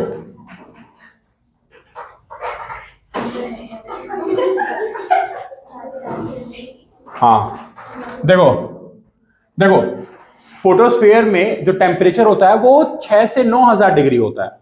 सोचो कोर में कितना है? 15 से 20 मिलियन, और फोटोस्फीयर में 6 से 9,000। कुछ ज्यादा नहीं डिफरेंस है, बहुत ज्यादा डिफरेंस है, ठीक। बट एक एनोमली शो करता है सन। वो एनोमली क्या है? ये जो दिख रहा है यहाँ पे, ये ऐसे, ये क्या है? ये कोरोना है। ये अगेन कुछ मिलियन डिग्री सेंटीग्रेड का होता है इसका temperature, again 1 to 5 million degree. सोचो ये जो कोरोना है इसका टेम्परेचर अगेन बहुत ज्यादा हो जाता है, और जो सरफेस है फोटोस्फेयर उसका कुछ 6 से 9,000, और जो क्रोमोस्फेयर है, जो आउटर मोस्ट थोड़ी सी ऐसे, क्रोमोस्फेयर की तो होगी फोटो, हाँ ये दिख रहा है ना, ये क्रोमोस्फेयर है, ठीक। और ये जो पूरा लाल लाल अगल बगल वो सब वो है कोरोना। तो यही स्टडी करने के लिए आदित्य L1 जा रहा है कि क्यों। ये तो पता है वो कोर में तो होगा ही, क्योंकि बहुत डेंस है सारे पार्टिकल्स, तो वो तो काफी हाई टेम्परेचर होंगे। ये फिर घटने के बाद अचानक से बढ़ने क्यों लगता है? तो इसकी बहुत सारे हाइपोथेसिस हैं, पर हाइपोथेसिस ही हैं, अभी कुछ भी प्रूव नहीं है। वैसे तो बहुत सारे रीजन है कि हाँ वो फोटॉन्स हैं बहुत कहीं ना कहीं न्यूक्लियर फ्यूजन और फ्यूजन की वजह से काफी हाईली रिएक्टिव होते हैं, तो बहुत सारे रीजन लोग देते हैं, बट नॉट एग्जैक्टली, अभी तक कुछ प्रूवन नहीं है, ठीक है। तो ये आप लोग को देखना है। और मुझे क्या बताना था आप लोग को? हाँ, हेलो ऑर्बिट समझना आप लोग को। चलो ये देखो सन, अर्थ, 5 पॉइंट होते हैं। एक होता है L1 जो सन और अर्थ के बीच में होता है, एक होता है L2 जो अर्थ के पीछे होता है, ठीक। एक होता है L3 जो सन के पीछे होता है, ठीक है। और एक होता है L4 जो सन और अर्थ के जो बीच की लाइन होती है उसके परपेंडिकुलर होता है, और L4 उसका जस्ट ऑपोजिट। अब देखो लैग्रेंज एक बहुत ही शानदार साइंटिस्ट था, उसको नॉर्मल चीजें पसंद नहीं आती थी, वो उसको हमेशा स्पेशल केस मजा आता था करने में, स्पेशल केस। अब आपसे मैं एक बात बोलूं कि मान लो आपको एक लोग इधर से खींचे और एक लोग इधर से खींचे, और दोनों की ताकत एकदम बराबर है, आप किधर जाओगे? बीच में रहोगे, ठीक है। इधर मैंने एक इंसान को बढ़ा दिया, अब फिर मैंने इधर एक इंसान को बढ़ा दिया, पर ये जो इंसान को बढ़ाया वो छोटा सा बच्चा है। आप मतलब ये समझ में आ गया ना कि जिसका ज्यादा फोर्स होगा पुलिंग, ग्रेविटेशनल, बेसिकली हम स्पेस में ग्रेविटेशनल पुल। तो लैग्रेंज ने सोचा, देखो 2 बॉडी सिस्टम होता है, एक होता है 3 बॉडी सिस्टम। 2 बॉडी सिस्टम क्या होता है? कल जितनी बातें हमने की थी कल पूरे क्लास में, और अभी तक जितनी बातें हमने की वो सब 2 बॉडी सिस्टम थी। अर्थ है एक बॉडी, सैटेलाइट है एक बॉडी। तो एक बॉडी के अगल बगल दूसरे बॉडी को घुमाना बहुत आसान होता है, क्योंकि सेंट्रीपिटल फोर्स आराम से उसको पुल करेगा, हमको उसको टेंजेंशियल फोर्स देना और वो मस्त ऑर्बिट करेगा। पर जब 2 बॉडी है, तो 2 बॉडी की जो फिजिक्स होती है बहुत आसान होती है। दिक्कत कहां आती है? 3 बॉडी में। 3 बॉडी में क्या होता है? सन भी है, आपका अर्थ भी है। अब इन दोनों के बीच में ऐसा सैटेलाइट भेजना है जो ना इधर जाए जो ना उधर जाए। तो यहां पे मैनेज करना बहुत टफ हो जाता है। तो लैग्रेंज ने बोला कि हम कर सकते हैं मैनेज, अगर उस बॉडी का वेट नेग्लिजिबल हो दोनों के हिसाब से। तो सैटेलाइट का वेट बताओ, अर्थ और सन के सामने क्या है? इतना सा भी नहीं है। बहुत, सैटेलाइट का वेट कितना ही होगा? अगर आप 10,000 का भी सैटेलाइट भेज दोगे तो भी कुछ नहीं है। वो कहां 10 टू द पावर कई मल्टीपल में है। आपको पता है ना कि पूरे सोलर यूनिवर्स का 99% वेट किसका है? सन का ही है। आई एम इंक्लूडिंग जुपिटर, 99% जो पूरे सोलर मास, सोलर सिस्टम का जो मास है कहां कंसंट्रेटेड है? सन कितना भारी है, ठीक है। पर चूंकि सन और अर्थ के बीच में जरूर थोड़ा सा सोचो, इमेजिन करो, तो एक ऐसा पॉइंट होगा ना जहां पे दोनों की ग्रेविटी आके लड़ती होगी। वो थोड़ा अर्थ के तरफ ही होगा क्योंकि सन तो थोड़ा सा पावरफुल है, तो अगर इधर जरा सा हुआ तो खींच लेगा वो, और इधर, और एक पॉइंट ऐसा आएगा कि इसके इधर अर्थ खींच लेगा। तो जहां दोनों ना खींच पाए, मेरी बात समझ रहे हो ना, इक्विलिब्रियम, तो वो थोड़ा अर्थ के पास ही होगा, उसको बोल देंगे हम L1। और ऐसा ही पॉइंट पीछे भी होगा। अब यहां पे अर्थ भी नहीं खींच पाएगा ना सन खींच पाएगा इसको। देखो ये पीछे का मतलब एग्जैक्ट पीछे नहीं होता है। आप सोचो कि सर पीछे है तो अर्थ तो खींच ही लेगा, ऐसे नहीं होता। स्पेस है, सब सेम प्लेन में थोड़ी बैठे होते हैं। कई ऐसा पॉइंट यहाँ है सन, वहां है अर्थ, तो ऐसे समझो, ठीक है। तो एक इसके पीछे होता है। तो L1 पॉइंट क्यों अच्छा है L2 से, इसको सोचो। L1 पॉइंट ऐसा है जिसके आगे कभी अर्थ आएगा? नहीं आएगा ना। अर्थ अगर आगे नहीं आ रहा है, इसका मतलब L1 पॉइंट पे हमेशा रोशनी बनी रहेगी।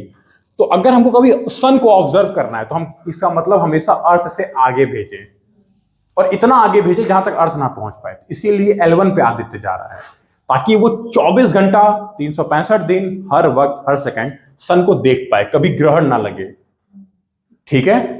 तो अब आता है सवाल कि सर L2 पॉइंट पे यहां पे सैटेलाइट क्यों बना के रखे हो? ये सैटेलाइट नहीं है, पता है क्या है? James Webb telescope, human invention में one of the greatest invention I can vouch for is James Webb telescope, ठीक है। James Webb space telescope, JWST।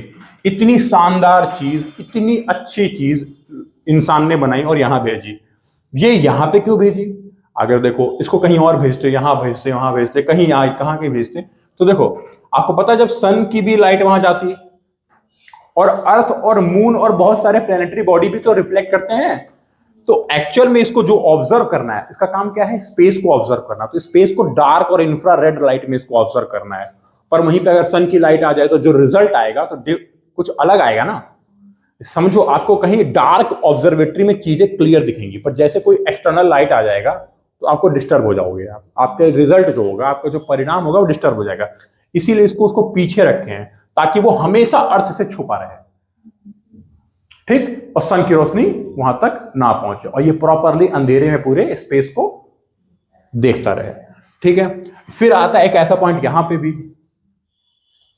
This is impossible, यहां भेजना बहुत ज्यादा दूर है, ठीक है, बहुत ज्यादा ही दूर है। Nothing is impossible in science, पर प्रैक्टिकली आज के टाइम पे ये बहुत दूर है, मतलब बहुत ज्यादा दूर है। जब यही 1.5 मिलियन किलोमीटर है तो ये सोचो कितना मिलियन किलोमीटर होगा। छोड़ दो, इतना तो हमारे पास वही नहीं है, फ्यूल ही नहीं है। अब आता है L4 और L5, ये है सबसे सबसे सबसे खतरनाक और सबसे इंटरेस्टिंग पॉइंट। मैं जब भी ये पढ़ता हूं ना तो मुझको सबसे प्यारे यही 2 पॉइंट लगते हैं। क्यों लगते हैं? चलो ये थोड़ा देखते हैं। ये इस पे यूट्यूब नहीं चलेगा क्या? अरे वाह, चल गया।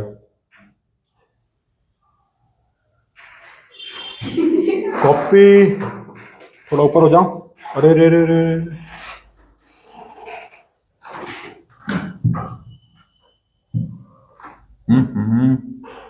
इतना ज्यादा स्लो हो जाता है ये। कॉपी कर लें, दिखाएं आप लोग को ये वीडियो की, रहने दें। मजा तो आता ही है इंटरनेट देखने में।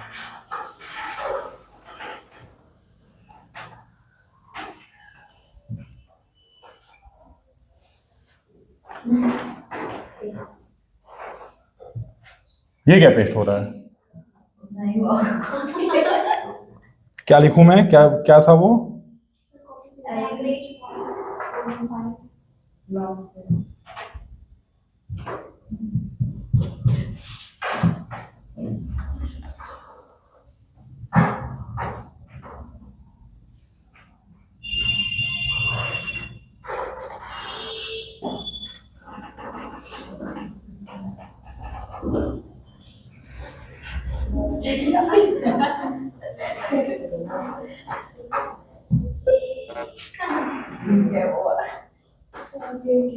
ऐसा मुझे लगता है कि जब इसको मैं चलाता हूँ तो मेरा इंटरनेट चल जाता है, पता नहीं क्यों।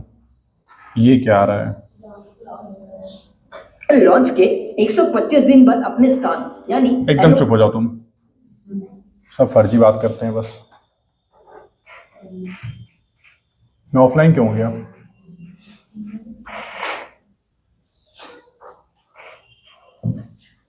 सर्च करने का कहाँ गया? अच्छा यहाँ है।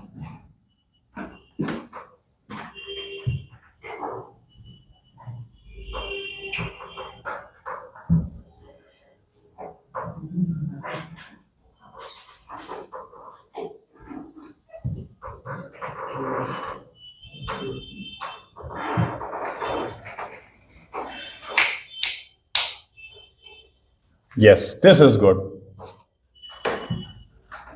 ध्यान से देखो इस पूरे को। वो सन है, वो अर्थ है, ये देखो ऐसे होता है कुछ,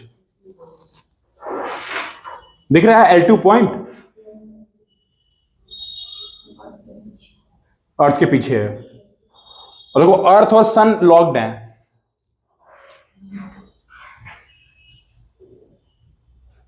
ऐड आएगा ना? Range or acceleration? What if we told you you can have both?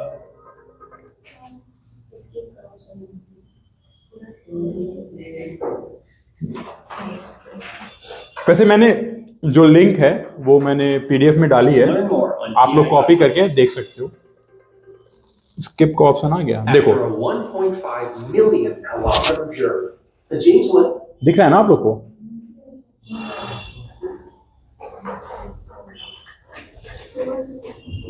Space Telescope has arrived at the Sun-Earth L2 point. अभी मैं इसको क्या होता है मैं समझाता हूँ। पॉइंट समझो पहले, point. Course correction burn called MCC2. It lasted just 297 seconds, or a little less than 5 minutes, and it only changed Webb's speed by about 1.5. They both orbit a common center. In fact, Gaia is featured in an episode of Space: The New Frontier.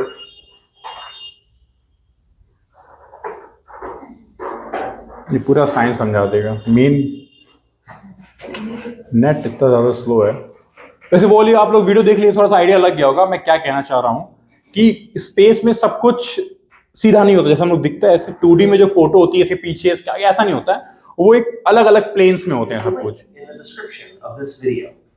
L2 is one of the 5 ये photo देखो, between the sun. ये photo लगाया है मैंने। Actually, अब देखो, these 5 points exist around any two-body system.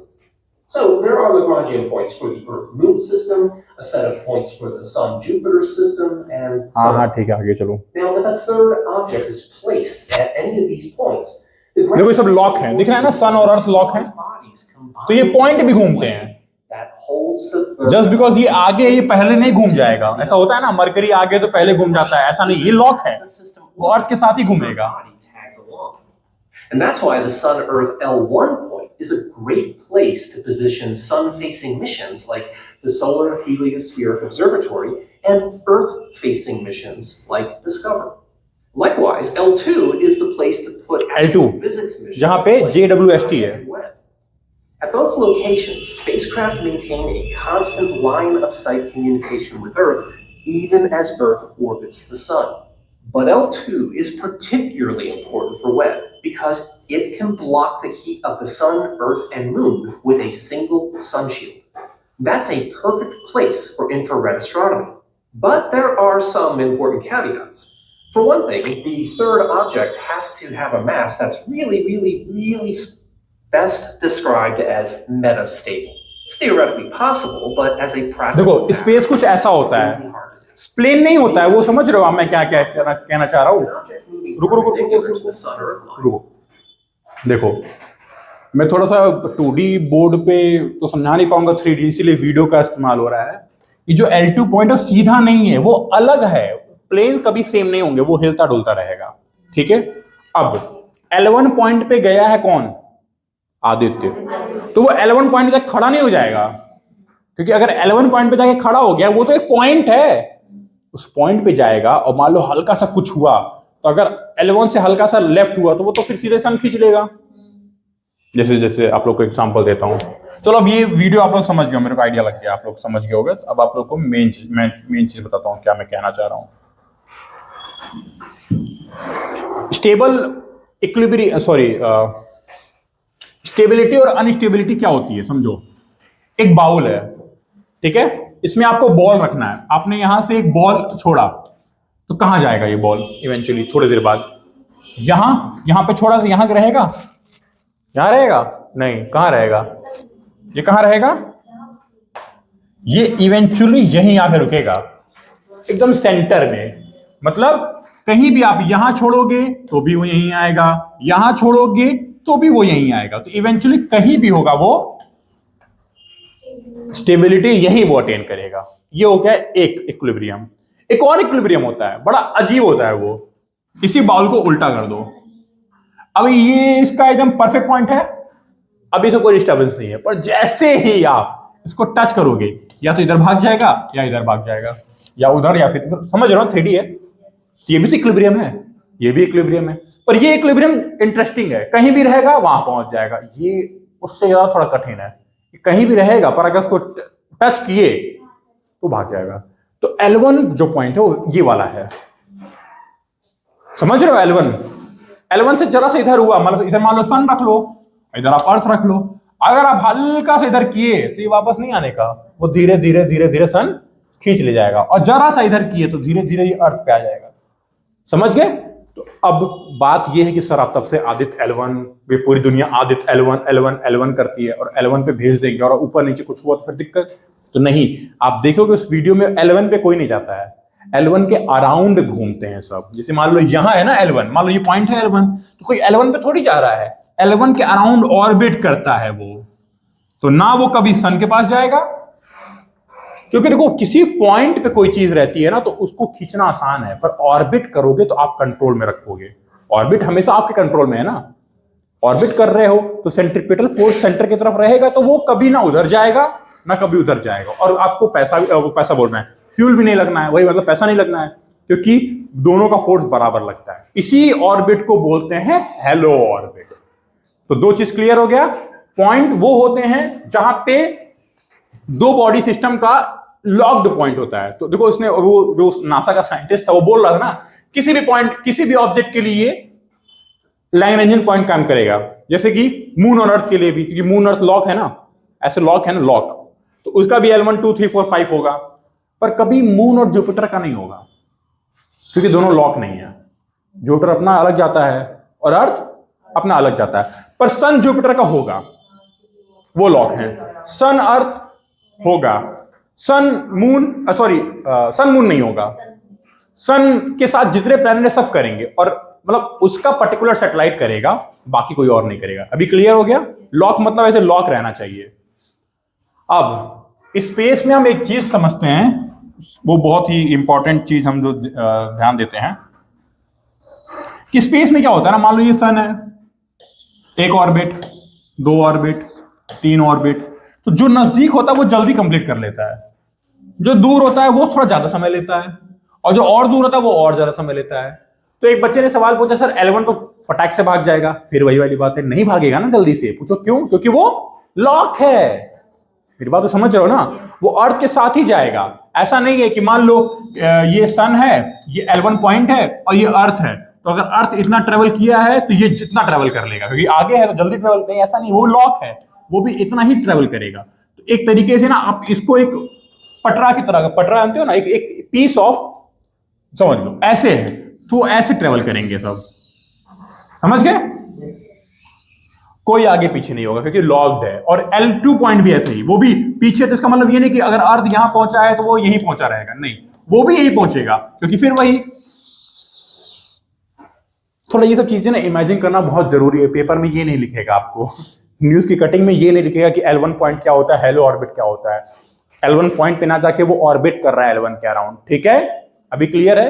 Aditya L1 पे नहीं जा रहा है। स्पीड को कम और ज्यादा कर देंगे, जैसे L2 जो पीछे है उसका स्पीड ज्यादा कर देते होंगे और आगे क्या ज्यादा, मैं समझा नहीं मैं एकदम। जैसे स्पीड से जब घूम रहे हैं अर्थ के साथ, तो जो पीछे है उसका स्पीड ज्यादा कर देंगे। करना ही नहीं ना, लॉक्ड है वो, खुद ही वहां बस पहुंचा दो आप, वो खुद ही आगे बढ़ेगा। वो ऑर्बिट जो है वो अर्थ का ऑर्बिट, जो ऑर्बिट वहां बन रहा है ऑर्बिट है। हेलो, कुछ नहीं है, वो एक दिखता थोड़ी है, वो पॉइंट है, उसके इर्द गिर्द घूमना है आपको, क्योंकि उस पॉइंट पे ही कंसंट्रेटेड है दोनों का मास। कल मैंने आप लोगों की बात मोमेंट ऑफ इनर्शिया समझाया था। मोमेंट ऑफ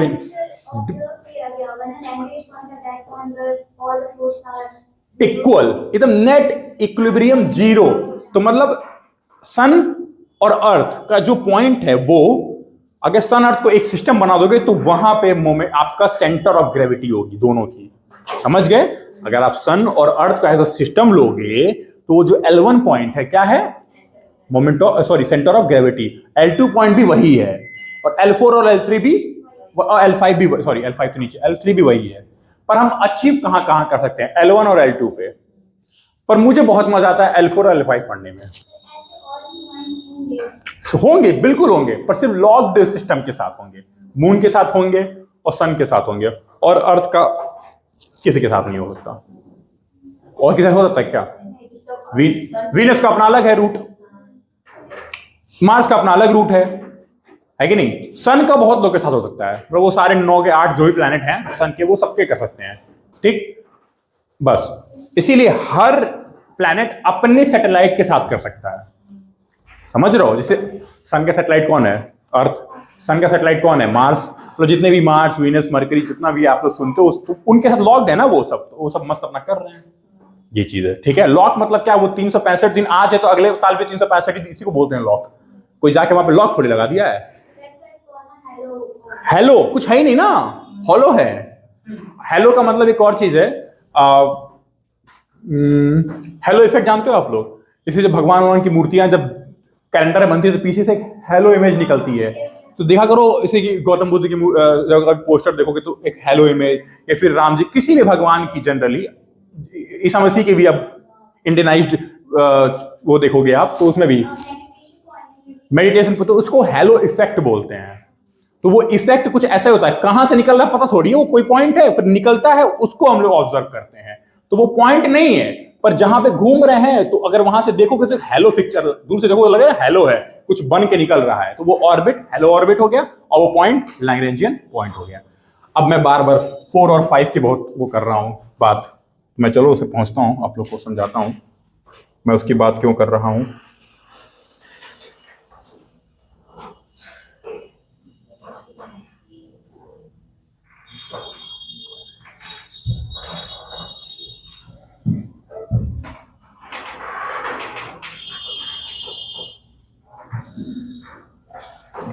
पूरे क्लास का मोस्ट अनप्रोडक्टिव टाइम मेरा यही जाता है ये करने में। देखो ये पॉइंट और ये पॉइंट क्यों इतना अच्छा है, इमेजिन करो। अच्छा ये वाला पॉइंट तो पता है कौन सा पॉइंट है? नहीं, 2 मैंने केस बताया था ना, एक कटोरी का सीधा वाला, एक कटोरी का उल्टा वाला। तो ये कटोरी का सीधा वाला पॉइंट है, कटोरी का उल्टा वाला पॉइंट है। उल्टा वाला मतलब इधर उधर पूछा उधर भाग जाएगा, और ये वाला भी उल्टा वाला, और ये वाला भी, और ये दोनों पता है सीधा वाला है। यहां रहेगा बॉडी पहुंच जाएगा वहां, यहां रहेगा बॉडी पहुंच जाएगा, मतलब वो पॉइंट पे जाएगा, वहां ऑर्बिट नहीं कर सकते। तो एक्चुअली में ऑर्बिट तो वहां भी कर सकते हो, पर जैसे ऑर्बिट रुकेगा तुरंत वहां पहुंच जाएगा, फिर वहां स्टेबल रहेगा, वहां भीड़ हो जाएगी, भीड़ हो जाएगी ना फिर। अच्छा इस ऑर्बिट होने का एक और फायदा है, ऑर्बिट तो आप कितना भी कर सकते हो, तो सिर्फ आदित्य L1 ही नहीं, वहां पे और भी सारे सैटेलाइट, एक ऑर्बिट यहां कर दो, एक ऑर्बिट यहां कर दो, एक ऑर्बिट यहां कर दो, तो ऑर्बिट होने का एक और चीज फायदा हो गया। देखो एक और फायदा क्या निकल गया, हेलो ऑर्बिट एक तो होगी नहीं, पॉइंट है तो पॉइंट का छोटा ऑर्बिट, पॉइंट का बड़ा ऑर्बिट, पॉइंट का और बड़ा ऑर्बिट, पॉइंट का और बड़ा ऑर्बिट, कोई सर्कुलर ऑर्बिट, कोई एलिप्टिकल ऑर्बिट। तो आप सोचो तो वहां भी एक सिस्टम क्रिएट कर सकते हो। तो जो सोहो है, solar and heliocentric observatory of NASA, वो वहां पे ऑलरेडी है। आदित्य जाके हाय हेलो करेगा उसको वहां पे, वो भी है वहां पे। सो वो तो देख रहा है, कई साल से ऑब्जर्व कर रहा है, तो अब हम लोग भेजे हैं, ठीक है। बता रहा हूं क्योंकि ये वही वाले पॉइंट है, उल्टे वाले। यहाँ भेजेंगे तो ऑर्बिट करना टफ होगा, अगर हल्का सा भी स्पीड ऊपर नीचे सट से जाके वहां पे L4 पे रुक जाएंगे तो फिर तो डिस्टर्ब हो सकता है, क्योंकि फिर दोबारा कोई नहीं भेज पाएगा। फिर कोई और देश दोबारा अगर भेजा तो जाके उससे लड़ जाएगा, ऑर्बिट नहीं हो सकता वहां पे। अच्छा, तो मेरे लिए इंटरेस्टिंग क्यों, मैं क्यों सोचता हूँ ये चीज? देखो, आज नहीं तो कल अर्थ तो खत्म होना ही है। हम इतने अच्छे मानव हैं, डायनासोर आया गया, हम भी आएंगे जाएंगे, अर्थ इनएबिटेबल होगा ही होगा। तो एक कृत्रिम अर्थ बना के ना यहाँ भेज देते हैं, वहां पे टिका रहेगा और वहां जाके मस्त रहते हैं, कोई दिक्कत थोड़ी होगी। प्रॉपर लाइट भी मिलेगी, प्रॉपर सब, हमारे पास ग्रेविटी भी रहेगा, हम प्रॉपर सर्कल भी कर पाएंगे अर्थ के हिसाब से। तो सोचो 365 डेज भी होंगे, सब कुछ हो सकता है। तो अगर कभी कृत्रिम अर्थ बनाना होगा ना हम लोग को, तो हम L4 और L5 बनाएं, सबसे बेहतर है। मतलब मुझे ऐसा लगता है, मैं साइंटिस्ट थोड़ी, वो वही ऊपर नीचे कहीं तेल नहीं खर्च करना पड़ा, यहाँ पहुंचो खुद ही वहां पहुंच जाएंगे। ये काफी इंटरेस्टिंग पॉइंट है, ठीक है।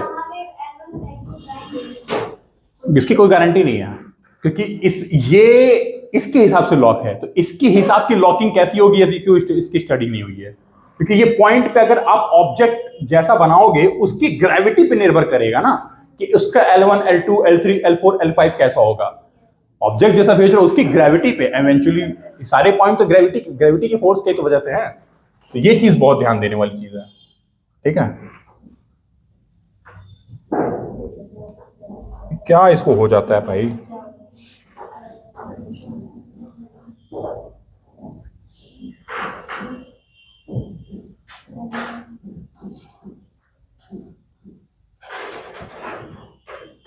इसको डिलीट मारो, तुम नीचे आ जाओ, ठीक है। आप लोग जाके ये वाली वीडियो देख लेना, वो लिंक है, ठीक है। आगे चलते हैं, अब आते हैं जेम्स वेब टेलीस्कोप पे। बहुत ही सिंपल है, कुछ ज्यादा जानना नहीं है हमको, बस मैं आपको ये फिर वही करंट अफेयर है, मैं यहाँ पे कितना ही पढ़ा लूंगा, अगर हफ्ते भर में कुछ नया इमेज आ जाएगा तो सब कुछ बदल जाएगा। जैसे कि अभी पिछले हफ्ते जब मैं न्यूज में देख रहा था, तो इसने आई थिंक क्या जुपिटर का ऑरोरा देखा है, काफी खूबसूरत है। आपको पता है ऑरोरास की फोटो देखी नहीं आप लोग? हाँ, नाइट लाइट्स बोलते हैं, बहुत खूबसूरत लगते हैं। इसने जुपिटर का देखा है, बहुत ही ज्यादा खूबसूरत है। अब देखो, मैं बोल रहा हूं ह्यूमन इन्वेंशन की अभी तक की सबसे खूबसूरत ये इन्वेंशन है। मैं ऐसा क्यों बोल रहा हूं आप समझो, क्योंकि ये एक्चुअल में है। अब ना मैं उड़ा दूंगा सबको, डिलीट, डिस्टर्ब किया हमको कोई, ठीक है। JWST, ये दिख रहा है ना प्लेटफॉर्म, ये पता है कितना बड़ा प्लेटफॉर्म है? एक फुटबॉल ग्राउंड बराबर, एक टेनिस का जो ग्राउंड होता है ना उससे थोड़ा बड़ा ही समझ लो, फुटबॉल जितना बड़ा है ये। अब आप सोचो कैसे कोई सैटेलाइट लेके गया होगा इसको। सैटेलाइट तो खुद ही 1-2 मंजिल बराबर या 4 मंजिल बराबर होता है, कैसे ले गया होगा? एक बार जो L2 पे गया ना, वापस नहीं आ पाएगा। और वहां अगर एक पार्ट चला पे दूसरा पार्ट आके वहीं जुड़े, ये बहुत टफ है। स्पेस स्टेशन थोड़ी है कि 200 किलोमीटर पे जाके तो नया स्पेस स्टेशन यहीं बगल में होता है, पता ना आपको? स्पेस स्टेशन ऊपर ही होता है, बहुत ज्यादा दूर नहीं है। 1.5 मिलियन मतलब 15 लाख किलोमीटर ना, तो बहुत दूर है। सोचो कैसे बना होगा ये। वही कैसे गया होगा सोचो। कोई बड़ी चीज आप लोग के घर आती है तो कैसे आती है, थोड़ा बताना। आपके घर दीवान बेड आया होगा कभी, तो कैसे आया था? खड़े करके लेके आ गए थे क्या? खोल के आता है ना, वही फोल्ड रहा होगा ये, और फिर वहां जाके खुद खुला होगा, अम्ब्रेला टाइप, ठीक है। तो ये भी सोचो, ऐसा बनाया गया होगा कि वहीं जाके उसी स्पेस में उसी पॉइंट पे प्रॉपर ऑर्बिट करते। बहुत टफ है, इतना आसान नहीं है, पर नासा ने अचीव किया भाई, इसीलिए तो इसकी इतनी इज्जत है ना।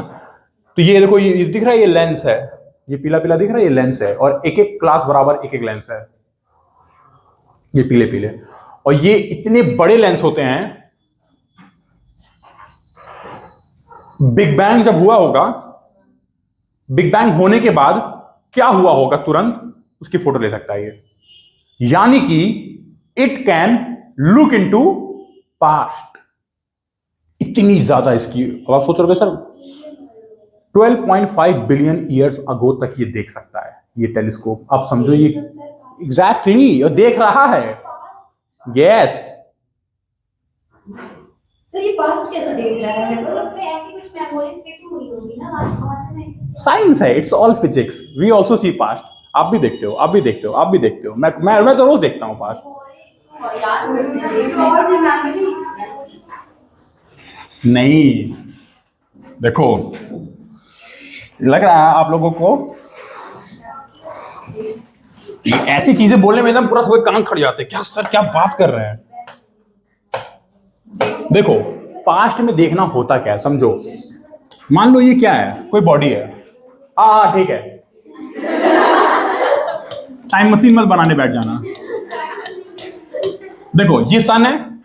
सन का खुद का सोर्स होता है ना लाइट का। अर्थ तो उधार लेता है, मून तो उधार लेता है, बाकी सारे प्लेनेट उधार लेते हैं। और जो स्टार्स होते हैं वो उनका फ्यूजन खुद ही होता है। ये तो क्लियर है ना आप लोग को? ये नहीं बताना मुझे ना। चलो, थैंक गॉड। अभी इधर अर्थ है, इधर अर्थ है, इधर सन है, तो रोशनी आई, रिफ्लेक्ट किया। ठीक है, कितना दूर है ये? एग्जैक्ट में बताओ, कुछ तो प्रश्न बता दो। 15 करोड़ किलोमीटर है। 15 करोड़ किलोमीटर है। ठीक है। अच्छा, कभी पहली बार अर्थ पे रोशनी आई होगी? पहली बार, मतलब शुरुआत ऐसे हुई होगी ना। अब लगातार आती रहती है तो हम लोग को लगता ही नहीं है। तो पहली बार आने में कितना समय लिया होगा? अच्छा, 1 मिनट। स्पीड ऑफ लाइट पता है ना आप लोग को कितनी है? स्पीड ऑफ लाइट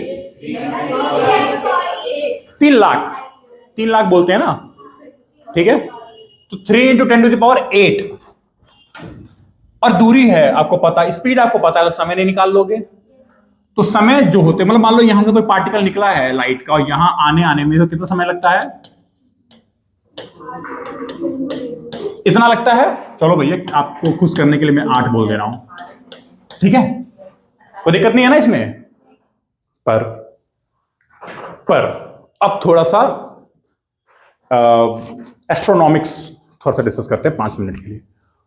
आप जब ऊपर रात में स्काई को देखते होगे, जो तारे को देखते हो, वो तारे को इसलिए देख पा रहे हो क्योंकि उस तारे से एक लाइट एनर्जी आपके आंखों में आई होगी, ठीक।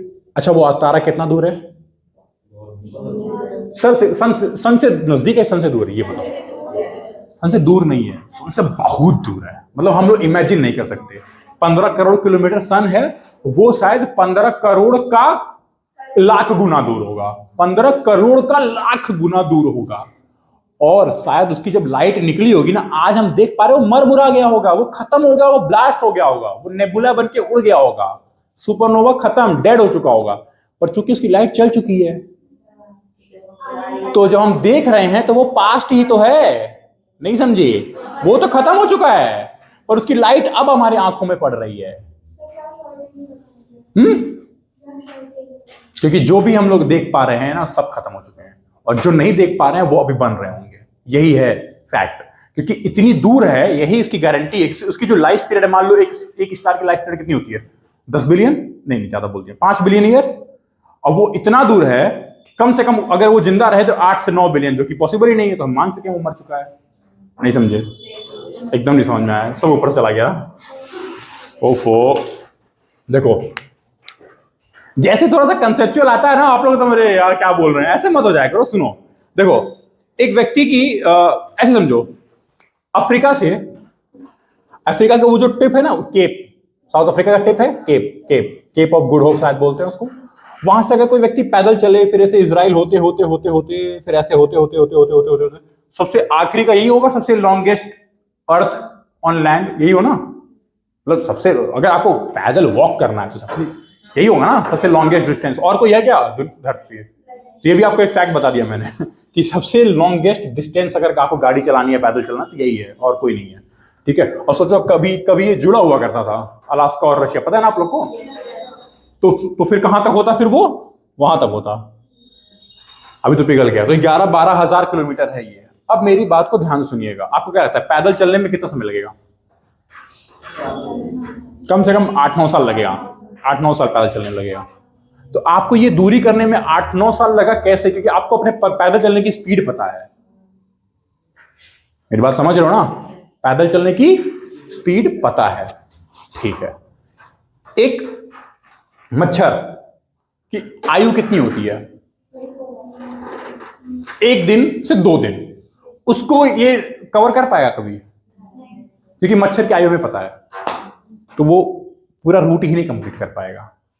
अब समझो, स्टार की आयु आपको पता है, स्टार की आपको आयु पता है कि 4 से 5 बिलियन से ज्यादा जाएगा ही नहीं, पर मच्छर मर गया है, ये बात आप तक पहुंच गई, मतलब मच्छर की एनर्जी पहुंच गई ना, वो तो निकल, उसका थोड़ी कोई आयु है, एनर्जी की क्या आयु, वो तो चली जाएगी पर निकल गई तो, क्योंकि सन की तो जो स्टार मर चुका है जो कि उसकी तो लाइट निकल चुकी है ना, लाइट निकल गई और फिर वो धीरे धीरे धीरे धीरे सुपरनोवा, आप लोग तो ये सब चीजें ना पढ़ोगे, आई थिंक पढ़ चुके हो, आवर यूनिवर्स से पढ़ चुके हो कैसे डेड होता है स्टार, पढ़े हो ना कैसे डेड होता है, सुपरनोवा वगैरह नेबुला कैसे सब कुछ पढ़े होगे। तो जब ये डेड हो चुका पर इसकी लाइट तो निकल गई ना, ये लाइट वहां पहुंची जब, तब तक कई बिलियन ईयर्स, क्या 5 नहीं 15 बिलियन ईयर्स हो गए हैं, 15 बिलियन, उसके इतने में 3 बार मर चुका होगा। तो इसीलिए हम जो स्टार देखते हैं, आप जो बोलिए सर कैसे कह रहे हो मर चुका, क्योंकि वो बहुत दूर है, वो एक्चुअली बहुत ज्यादा दूर है।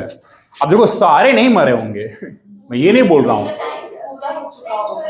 वो ऑलमोस्ट फिक्स है, 4 से 5 बिलियन ईयर फिक्स है, ठीक है। बहुत ही ब्लैक होल टाइप का कोई स्टार बन गया हो जो कि हमको नहीं पता, अभी देखो वही वाली बात है ना, जेम्स वेब भी बताएगा, इससे बड़ा कोई है ही नहीं टेलीस्कोप हमारे पास, हबल टेलीस्कोप था तो वो, ये तो देखो 1.5 मिलियन किलोमीटर दूर है जेम्स वेब, वो 500 किलोमीटर ऊपर था बस। हबल 1990 में छोड़ा गया था, 25 सालों से कंप्लीट हुआ है, 90 में छोड़ा गया था तो 25 साल तो बहुत पहले हो गया, 90 में नहीं 92 में छोड़ा गया था, 92 में मतलब 90 बहुत पहले छोड़ा गया था, तो वो भी बहुत अच्छी अच्छी फोटोज निकाल के दिया है। पर जेम्स वेब की बात ही अलग है। अब देखो ये पास्ट में कैसे देखता है, समझ गई ना, कि वो जो लाइट हम अपनी आंखों से नहीं देख पाते हैं, ये वो लाइट देख लेगा पहले, क्योंकि इतना बड़ा लेंस लगाया है किस बात के लिए, रिजोल्यूशन। अच्छा रिजोल्यूशन कैसे देख पा रहा है ये भी समझा देता हूं आप लोगों को, कैसे एग्जांपल दूं। रात में गांव वगैरह में या फिर जो ऐसी सड़कों पे मान लो जहां पे खूब घने जंगल होते हैं, सिर्फ ढाबे वाबे के साइड, हाईवे के साइड, आप जब सड़क पे आओ, मेन सड़क मत आना गाड़ी मार देगी, थोड़ा किनारे आओ, तो दूर से जब गाड़ी आती है तो आपको जो लाइट दिखती है वो एक दिखती होगी, नजदीक आते आते तब ना उसकी 2 हेडलाइट दिखती है, शुरू में तो एक ही दिखती है ना, मेरी बात तो समझ रहे हो कि नहीं समझ रहे हो। फिर जब वो नजदीक आती है तो धीरे धीरे वो जो एक सोर्स ऑफ लाइट है वो धीरे धीरे अलग होती है, जब एकदम नजदीक आती है तब हमको प्रॉपर उसका हेडलाइट 2 दिखता है। सही तो होता है, क्योंकि हमारे आंखों का रिजोल्यूशन फिक्स है, वो एग्जैक्ट डिस्पर्सन वो नहीं देख सकता हो कि, या तो हमारे आंखों में क्या लेंस लगा हो कम से कम 1000-2000 मेगापिक्सल, जो कि है ही नहीं, 500 कुछ मेगापिक्सल है हमारा आंख, है कि नहीं, तो वो कितना देख सकता है, सिर्फ और सिर्फ एक लिमिटेड दूरी तक, ठीक है। ये मैं आपको समझा रहा था क्यों, क्योंकि हमारे आंखों का रिजोल्यूशन फिक्स है, तो हम इससे ज्यादा दूरी की चीज देख नहीं सकते। सोचो अगर इसको मैं लाख गुना मैग्नीफाई कर दूं, लाख गुना छोड़ो करोड़ गुना मैग्नीफाई कर दूं, तो क्या मैं जो लाइट जहां से शुरू हुई थी उसको सोर्स को देख सकता हूं कि नहीं? यही तो है जेम्स वेब में, वो तो जहां से शुरू हुई थी वो देख लिया, और एक्चुअली में शुरू होकर वो आ चुकी है, तो एक तरीके से पास्ट को ही तो देख रहा है वो, क्योंकि सोर्स तो खत्म हो चुका है। तो आज के टाइम पे जेम्स वेब इतनी खूबसूरत, मैं कहता रहा हूं इतनी ज्यादा ब्रिलियंट, ठीक है, एकदम ब्रिलियंट इन्वेंशन है। It is paving the way for new horizon for the physics, for the astronomy, for the space sciences. It can tell anything जो हम लोग को नहीं पता है, हाइपोथेसिस देते हैं हम लोग की, कुछ मैग्मा थ्योरी देते हैं, कभी हम लोग रॉक स्टोन की थ्योरी देते हैं कि इससे बना होगा, सब वो बताएगा अच्छे से, समय लगेगा। वो कैसे बता रहा है, वो पिक्चर खींच रहा है, और पिक्चर ऐसे नहीं जो हम लोग खींचते हैं विजुअल लाइट में नहीं, इंफ्रारेड में खींचता है। इंफ्रारेड में अच्छा होता है। इंफ्रारेड कैसे, जैसे देखो, रुक जाओ, मैंने कितनी फिंगर पीछे रखी है? 5 है। अब बताओ, नहीं दिख रहा है ना, समझ गए, क्योंकि आप लोग विजिबल, हमारी आंखें विजिबल लाइट स्पेक्ट्रम, अभी मैंने 3 करी हुई है, अभी मैंने कुछ नहीं करा हुआ है। मैं कहना क्या चाह रहा हूं, ये विजिबल लाइट में हम लोग नहीं देख सकते किसी भी ऑब्जेक्ट के पीछे, पर आपकी आंखों से अगर इंफ्रारेड से देख रहे होते ना तो दिख जाता आपको।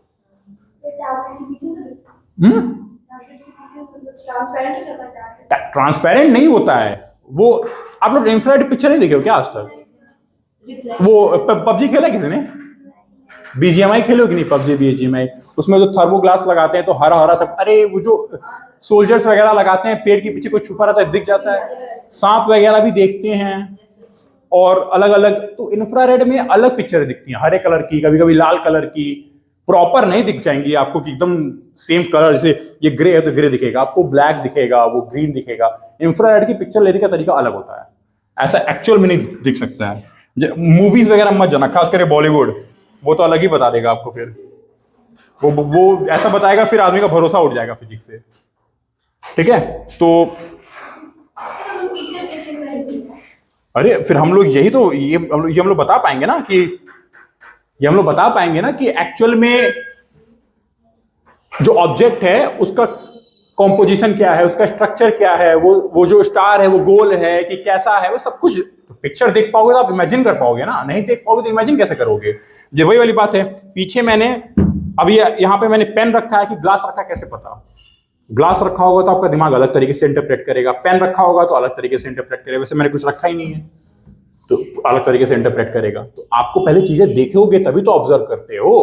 सड़क पे गए आप, आंख बंद करके चलोगे तो लड़ नहीं जाओगे, खोलोगे आंख देखेगा ट्रैफिक है तो रुकोगे, और नहीं रहेगा चलते रहोगे। पर आंख बंद करे रहोगे तो ना ट्रैफिक पता चलेगा, ना ट्रैफिक है कि नहीं ये भी नहीं पता चलेगा। तो ऑब्जर्व करने के लिए देखना जरूरी है, इसीलिए पिक्चर होना बहुत जरूरी होता है किसी भी चीज का।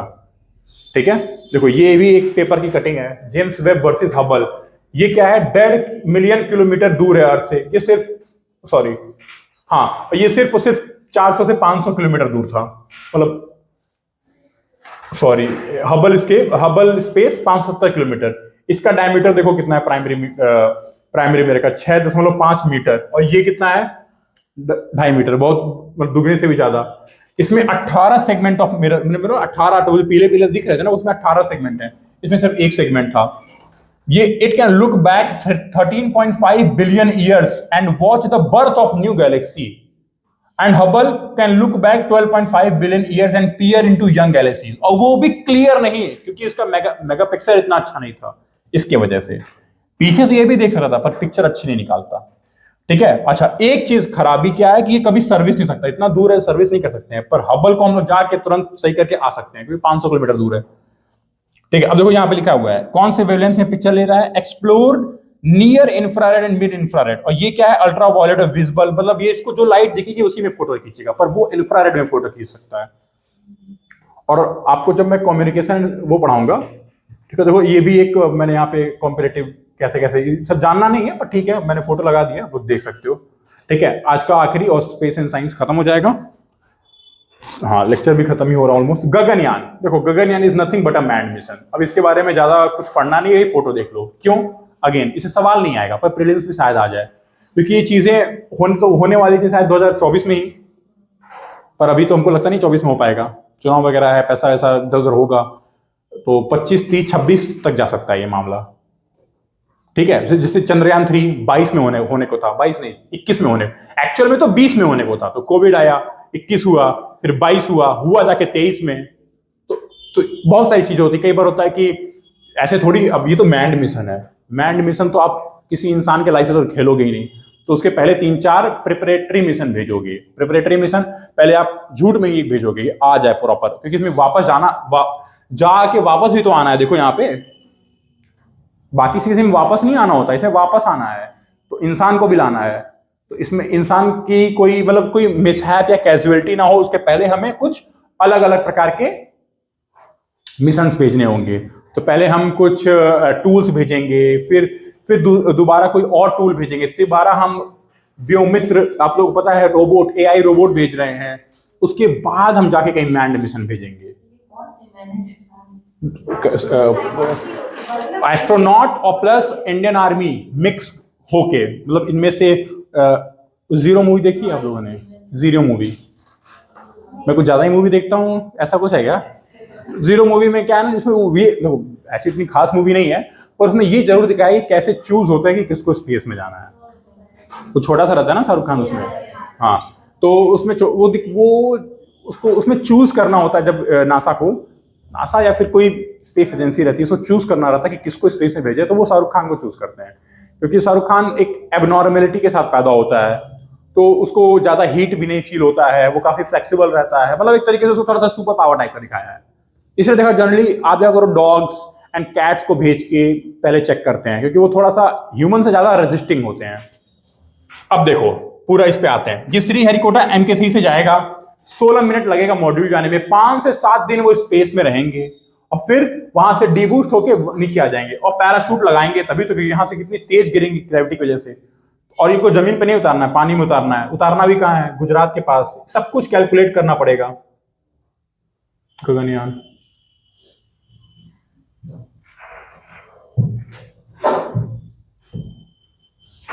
ठीक है, सब कुछ कैलकुलेट करना पड़ेगा। तो गगनयान यही है पूरा। देखो इसमें लॉन्च 2022 लिखा हुआ है और अभी तक लॉन्च नहीं हुआ। 2023 भी ऑलमोस्ट खत्म ही है। 24 में भी हमको लगता नहीं होगा, क्योंकि 24 is a year of election. General election में कुछ ऐसे बड़े काम नहीं होते हैं। 25, 30 क्या 26 जाएगा ये मेरे को लगता है।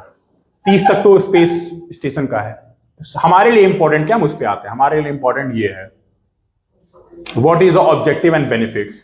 ठीक है, ये इसरो के ही सीधे साइट से, ये मैंने वो उठा लिया, उनका पीपीटी था वहीं से उठाया। स्टेटमेंट ऑफ प्राइम मिनिस्टर क्या, अ सन और a daughter of India will go to space from Indian soil by an Indian vehicle by 2022 को आप ऊपर नीचे कर दो, क्योंकि तब वो जोश में थे और तब कोरोना नहीं आया था। तो 75 ईयर्स ऑफ इंडिपेंडेंस और अर्लियर, देखो अर्लियर ही बोले थे। Benefits, enhance science and technology levels of the country. Obviously बहुत बड़ी, देखो बहुत बड़ी बात है ये मैन मिशन भेजना। तो आप दुनिया में उन कुछ चुनिंदा देश में आ जाओगे कि लोग मान जाएंगे लोहा कि भैया डेवलप्ड देश ही ऐसा कर सकते हैं और इंडिया ने करके दिखाया है। पर एक्चुअल में लोग लोहा तो मान चुके हैं इसरो का, में कोई दो राय नहीं है, पर ऐसा काम कर देना is very very very very big thing. ठीक है, national project involving other institutes academia. इसमें अच्छी चीज क्या है, बहुत सारे IITs, बहुत सारी यूनिवर्सिटीज, बहुत सारे इंस्टीट्यूट इसमें कोलैबोरेट करेंगे। तो सोचो नॉलेज का जो समुद्र बहेगा उस वक्त वो कितना ज्यादा अच्छा होगा। इनोवेशन, वो पूरा साल इनोवेशन का ही होगा। बहुत बड़ी चीज है ये, नॉर्मल चीज नहीं है, ये बहुत बड़ी चीज है। जैसे मैंने बताया ना, जेम्स वेब टेलीस्कोप जब बना होगा ना अमेरिका में, वो एक रिवॉल्यूशन लाया होगा टेक्नोलॉजी में। तो जब गगनयान हमारे यहाँ बनेगा तो एक रिवॉल्यूशन लाएगा टेक्नोलॉजी में। ठीक है, इंप्रूव्स इंडस्ट्रियल ग्रोथ, क्यों नहीं, पूछो कैसे है। वैसे तो ये क्वेश्चन आप लोग को मेंस में मैं अभी दूंगा एक क्वेश्चन।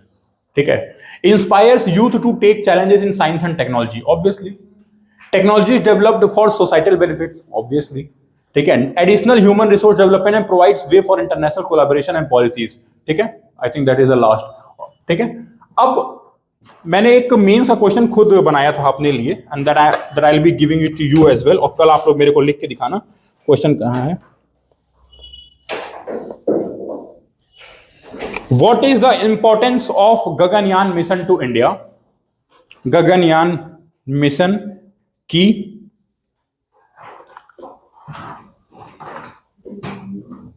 महत्वता बताइए। Discuss various challenges related to the mission, एवं इसके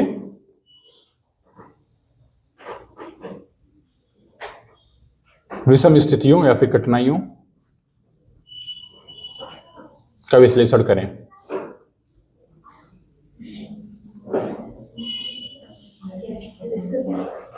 ठीक है, discuss various challenges related to the mission.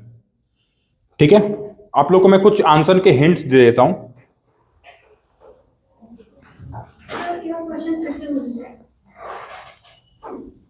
What is the importance of Gaganyaan mission to India? Discuss various challenges related to the mission. पहले तो ये बताना है आपको आंसर। 15 नंबर का है ये, 250 शब्द में। 15 नंबर का है 250 शब्द में। देखो पहले तो ये बताना है कि गगनयान मिशन इंपॉर्टेंट क्यों है, और दूसरा इंपॉर्टेंस में ही आपको लगभग 150 शब्द चले जाएंगे। अगले 100 शब्द में आपको ये बताना होगा कि ये चैलेंज क्यों है, बहुत बड़ा चैलेंज है एक्चुअल में। कुछ मैं आप लोगों से डिस्कस कर लेता हूं। ठीक है,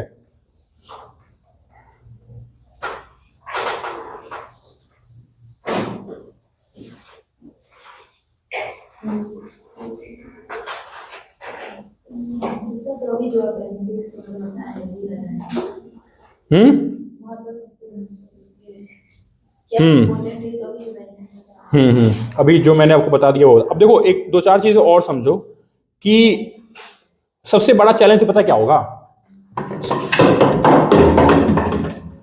सबसे बड़ा चैलेंज तो होगा कि री एंट्री।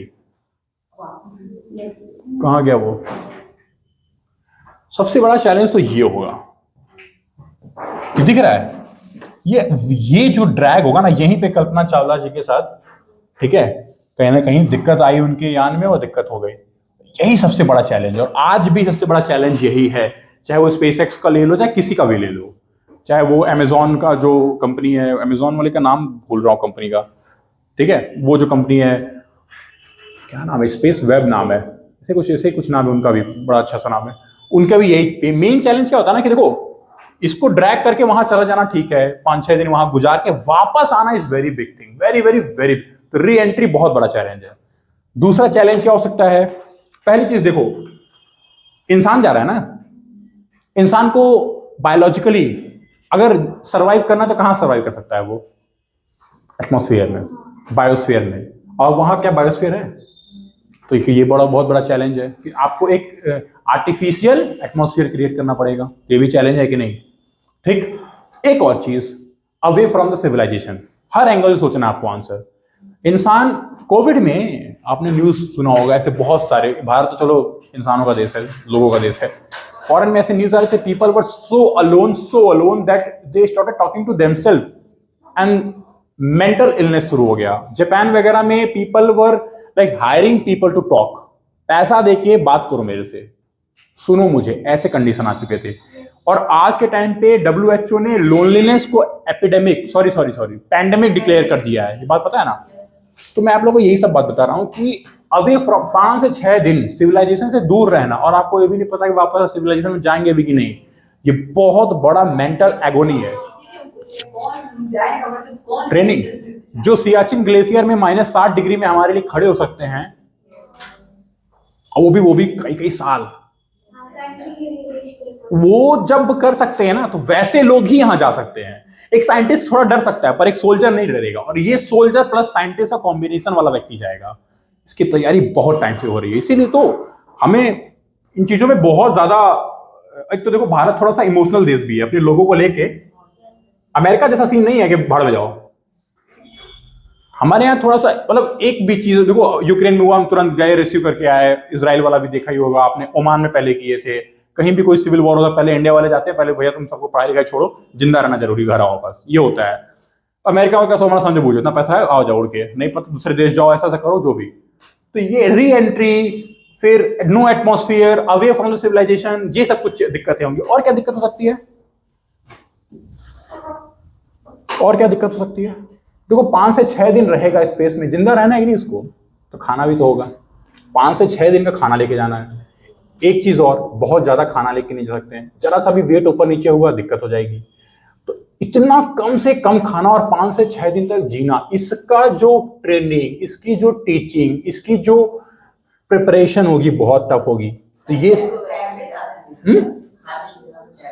फिर वही वाली बात है, टैबलेट्स आप खा सकते हो, कहाँ? हॉस्पिटल में, वेंटिलेटर पे, आपको पता है लोग हैं आपके आसपास। तो 5 से 6 दिन कोई नहीं रहेगा, आप एक शटल में रहोगे, स्पेस में रहोगे।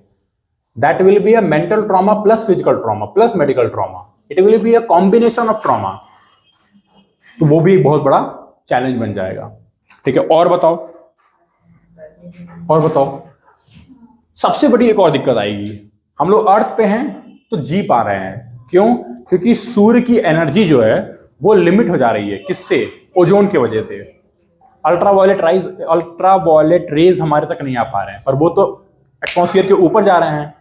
तो अल्ट्रावायलेट रेज वो तो पेनिट्रेट कर जाती है, पता है ना? अल्ट्रावायलेट रेज तो दीवार को पेनिट्रेट करती है, तो वो तो स्पेस स्टेशन है, उसको तो पेनिट्रेट करेगी ही करेगी।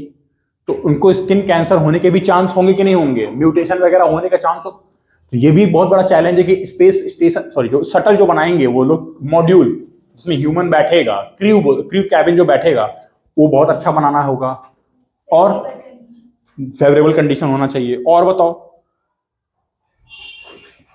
एक और चीज, बजट तो अभी कुछ है, देखो फिर वही बात है, पैसा नहीं, पहले इंसान की जिंदगी ज्यादा इंपॉर्टेंट है। पैसा से आखिरी में बोलेंगे, अभी तक एक बार पैसा बोले क्या? पैसा नहीं इंपॉर्टेंट है भारत के लिए अभी। एग्जैक्टली उसका प्रिसाइज लोकेशन के पानी में ही गिरे, गलती से अर्थ पे गिर गया, सारा का सारा वो सब सक्सेसफुल हमारा चौपट। क्योंकि अर्थ पे जो रोकना टफ होगा, पैराशूट लगा भी देंगे तो अर्थ पे रोकना बहुत टफ होगा, पर पानी में कंट्रोल करना बहुत आसान होता है। तो ये भी चीज है, ठीक है। और एक और चीज है, देखो हम अर्थ पे भी, मैं बोल रहा अर्थ पे हम इसलिए रह पाते हैं क्योंकि इसकी ग्रेविटी हमसे सूटेबल है। 9.8 मीटर पर सेकेंड स्क्वायर, यही है ना? हाँ, वही 10 मान ले तो। अच्छा, आपको पता है ना आपका जो वेट है, और वेट मास अलग होता है, पता है ना आपको? Weight is a force, mass is a mass, total inertia जिसको बोलते हैं। तो वेट इज अ फोर्स। तो जब हम उसको मास अपने बॉडी का मान लो, if you suppose you are 50 kg, पहली बात तो कॉन्ग्रेचुलेशन, 50 किलो, उसको आप जब 9.8 से मल्टीप्लाई करते हो तब जाके आपको क्या मिलता है, force. That is weight, that is in newton, 500 newton के आपको। और यही मून पे क्या हो जाता है, क्योंकि वहां पे जो ग्रेविटी होती कम होती है, और वीनस पे नहीं, वीनस पे ज्यादा है, जुपिटर पे और ज्यादा आप धस सकते हो, अगर सेम ग्रेविटी अगर लगा दी जाए तो। पर स्पेस में माइक्रो ग्रेविटी, वहां तो ग्रेविटी ही नहीं है, तो कोई भी चीज पकड़ने के लिए तो यहाँ तो आसानी जाके इसको हैंडल को पकड़ सकते हैं उसको। और वहां पे मान लो अगर एक कप भी उठाना, कप छोड़ो, कप तो ले ही नहीं जाएंगे ये लोग, मतलब उनको कोई चीज, मान लो टैबलेट बोल रहे हैं, टैबलेट भी अगर उनके हाथ से गिर गया, मतलब छूट गया, पेस्ट टाइप का ले जाते हैं कुछ कंजम्पशन के लिए। एग्जैक्टली। देखो कॉस्ट्यूम रहते हैं उसी से अटैच है। बहुत सारी एक्चुअली में पूरा जो मॉड्यूल होता है ना, वो हर चीज को टाई अप किए रहते हैं, ठीक है। पर आप लोग बहुत सारे अभी स्पेस में लोग हैं, मैं ऐसे वीडियोस कभी कभी रात में बैठता हूँ देखता हूँ, स्पेस में जो लोग हैं उनका लाइव फुटेज आती रहती है यूट्यूब पे, पता ही नहीं आप लोग को, नासा लाइव डालती है, तो अभी देखा तो अच्छा लगता है, तो मैं देखता रहता हूँ, तो देखता हूँ कितना टफ होता है। सोचो स्पेस में है वो लोग, तो दिखा रहा था कि कैसे वो ब्रश करते हैं, बहुत टफ, मतलब सिर्फ ब्रश करना, और अगर गलती से आप उल्टा हो गए ना, उल्टा मतलब आपको पता नहीं आप सीधा हो और उल्टे हो गए, तो पूरा का पूरा जो ब्लड प्रेशर है सर की तरफ आ जाता है। तो ये सब चीजें मैनेज करनी पड़ती है, बहुत ज्यादा दिक्कत होती है। तो माइक्रो ग्रेविटी बहुत बड़ा चैलेंज है। इस माइक्रो ग्रेविटी तो जीरो मूवी जो है शाहरुख खान की, कभी यूट्यूब पे जाना, भगा के वो 10 मिनट देख लेना कैसे सेलेक्ट करते हैं, वो बहुत होता है, बहुत ज्यादा, ठीक है। कभी लाइफ में बंजी जंपिंग करने का मौका मिले तो करिएगा, ठीक है। मुझको मौका मिला था, बट अनफॉर्चुनेट मैं था, मेरी किस्मत खराब थी कि जैसे ही मैं गया हवा घूम गई। मेरे दोनों भाई ने कर लिया, मैं जैसे बैठा, I was so much ready, हवा का रुख बदला और मेरा, फिर उसके बाद हम कभी जा ही नहीं पाए, ठीक है। तो क्लिफ जंपिंग मैंने करी है, क्लिफ जंपिंग भी, तो ये बहुत माइक्रो ग्रेविटी फील करना इज लाइक बहुत टफ है, बहुत ज्यादा टफ है। आपकी गाल आपके कंट्रोल में नहीं है, आपका मुंह खुल गया तो बंद करने में आपको ताकत आएगी, हाथ अगर दूर हो गया तो चलो वो तो बंदे होते हैं ना, तो आप पकड़ के अपना, बहुत टफ है। आप इमेजिन नहीं कर सकते ना कि माइक्रो ग्रेविटी कितनी तरीके से आपको हार्म कर सकती है, ठीक है। और माइक्रो ग्रेविटी तो वेटलेसनेस भी, अच्छा वेटलेसनेस, कई बार आप लोग लिफ्ट में होगा, अचानक से लिफ्ट नीचे आती, डर लगता है कि नहीं, वो झूला वाला, वो जो बड़ा वाला जो झूला है, अभी तो लगेगा वहां पे मकर संक्रांति के मौके पे, तो जब वो नीचे जाता लगता है हम ऊपर जा रहे हैं। सोचो ये तो कुछ सेकंड की बात है, तो ऐसे हो जाते हैं। और जो ऐसा रह रहा है 5 से 6 दिन, हार्ट अटैक आ सकता है, इंपल्सिव आ सकता है, वो तो बहुत सारी चीजें हैं, ठीक है। तो ऐसे तो मैंने 5-6 चीजें डिस्कस कर ली हैं आप लोगों से। तो ये सब सारे चैलेंजेस थे। तो आपका क्वेश्चन 2 हिस्से में, पहला आपका इंपॉर्टेंस, तो इंपॉर्टेंस पे भी उतना ही फोकस करें, इंपॉर्टेंस ज्यादा है तो तभी तो कर रहे हैं। और देखो कॉस्ट वॉस्ट में लिखना मत, ये सब बहुत ही ओछी बात हो जाएगी। इतने बड़े मिशन में कभी ये सब नहीं देखा जाता है, आप समझ रहे हो ना ये कैसा मिशन है। तो मतलब ये बहुत बड़ी बात है हमारे लिए, हमारे देश के लिए बहुत ज्यादा। तो ये मत लिखना कि इट इज वेरी कॉस्टली। हाँ ये अलग बात है, वैसे एथिकली सोचो तो क्वेश्चन जरूर न्यूयॉर्क टाइम्स वाले, वॉशिंगटन पोस्ट वाले उठाएंगे, जो अमेरिका के न्यूज़पेपर उठाएंगे, इतना गरीब देश जहां पे अभी टॉयलेट की सुविधा नहीं है, जहां पे अभी 15 से 20 करोड़ लोग एक टाइम में खाना नहीं खा पा रहे हैं, ठीक है, जहां पे इतनी भुखमरी है, वहां पे 10-10 हजार करोड़ रुपए इस पे खर्च कर रहे हैं, तो वो क्वेश्चन उठाएंगे, उंगली उठाएंगे, क्योंकि उनको नहीं ना पसंद है। अभी जब भारत ने चंद्रयान 3 लॉन्च किया, बहुत सारी कंट्रीज का एकदम हालत खराब हो गया कि भारत कैसे कर सकता है। जर्मनी के न्यूज़पेपर में अलग अलग चीज छपने लगी थी कि गरीब देश कैसे कर लिया, और वही बहुत सारी चीजें हैं। चाइना बोलता था कि साउथ पोल है ही नहीं, वो उसने बोला वो साउथ पोल ही नहीं है, पता है कि नहीं, आप न्यूज देखे होंगे, वो बोला साउथ पोल ही नहीं मानता मैं उसको। तो लोग क्रिटिसिज्म करेंगे और लोग ये भी बोलेंगे कि इतना पैसा क्यों खर्च करना वहां जहां पे, वही वाली बात है, जब कोई बहुत बड़ा रेलवे स्टेशन या बहुत बड़ा वो बनता है, एयरपोर्ट बनता है, तो लोग बोलते हैं ना कि इससे बेहतर होता कि तुम कुछ गरीबों के पेट भर दिए होते, या फिर कोई बहुत बड़ी जो, जैसे जियो वर्ल्ड मॉल खुला, मान्य ने खुला है, ठीक है, मुंबई में, तो जियो वर्ल्ड मॉल अब दुनिया का टॉप 5 मॉल में आ गया अचानक से, और दुनिया की सबसे महंगी जो ब्रांड्स हैं उसमें खुली हैं, लुई विटॉन, बॉन्टेगा, सब, मतलब जो हम लोग सुने नहीं भी होंगे सब खुले हैं उसमें। एक दिन का किराया 4-4 लाख रुपए है, एक दिन का किराया 4-4 लाख रुपए। तो लोगों ने बोला इतनी हाई एंड लग्जरी मॉल खोलने का कोई मतलब नहीं इस देश में, देखो ओ यार फिर वही बात है, इंडिया ना is not a India, India is a segregated India. India 5 भी है, इंडिया 4, इंडिया 3, इंडिया 2, इंडिया 1 भी है। इंडिया में ऐसे लोग भी है ना जो सिर्फ उन्हें बातें करते हैं, उनको ये सब अभी पता ही नहीं कि इंडिया में गरीबी भी है, तो उनको ये भी तो इंडिया है, उनके लिए भी भारत है और इनके लिए भी भारत है, तो हमको सबको लेके चलना पड़ेगा। देखो सवाल तो उठेगा, सोशलिस्ट सवाल हर जगह उठेगा और कैपिटलिस्ट सवाल भी हर जगह उठेगा, तो यहां भी उठेगा, पर आपको आंसर जब आप एज अ यूपीएससी ऑफिसर सोचो, एक यूपीएससी तो एक जरिया है ना आपको ऑफिसर बनाने के लिए, तो ऑफिसर सोचोगे तो आपको ये सब चीजें वहां नहीं दिखनी होंगी, आपके लिए बस ये इंपॉर्टेंट होना चाहिए। ठीक है, आपको ऑब्जेक्टिव, सबसे बड़ी बात, India to be the 4th nation to launch a manned mission, US, Russia, China के बाद। यूरोप कितने आगे हैं हमसे, इतना रुपया, और आज से थोड़ी के पास रुपया है, कब से रुपया है, पर आज तक नहीं कर पाए, डर है, पर हम कर रहे हैं, रेडी हैं। ठीक है, तो देखो ओवरऑल मैंने आपको जो क्वेश्चन दिया उसका आंसर पूरी क्लास में डिस्कस कर लिया, पर आप लोग लिख के लाना, और I want to see the answer of each and everyone, I want to see आप कैसे इसको फ्रेमवर्क करते हो। ठीक है,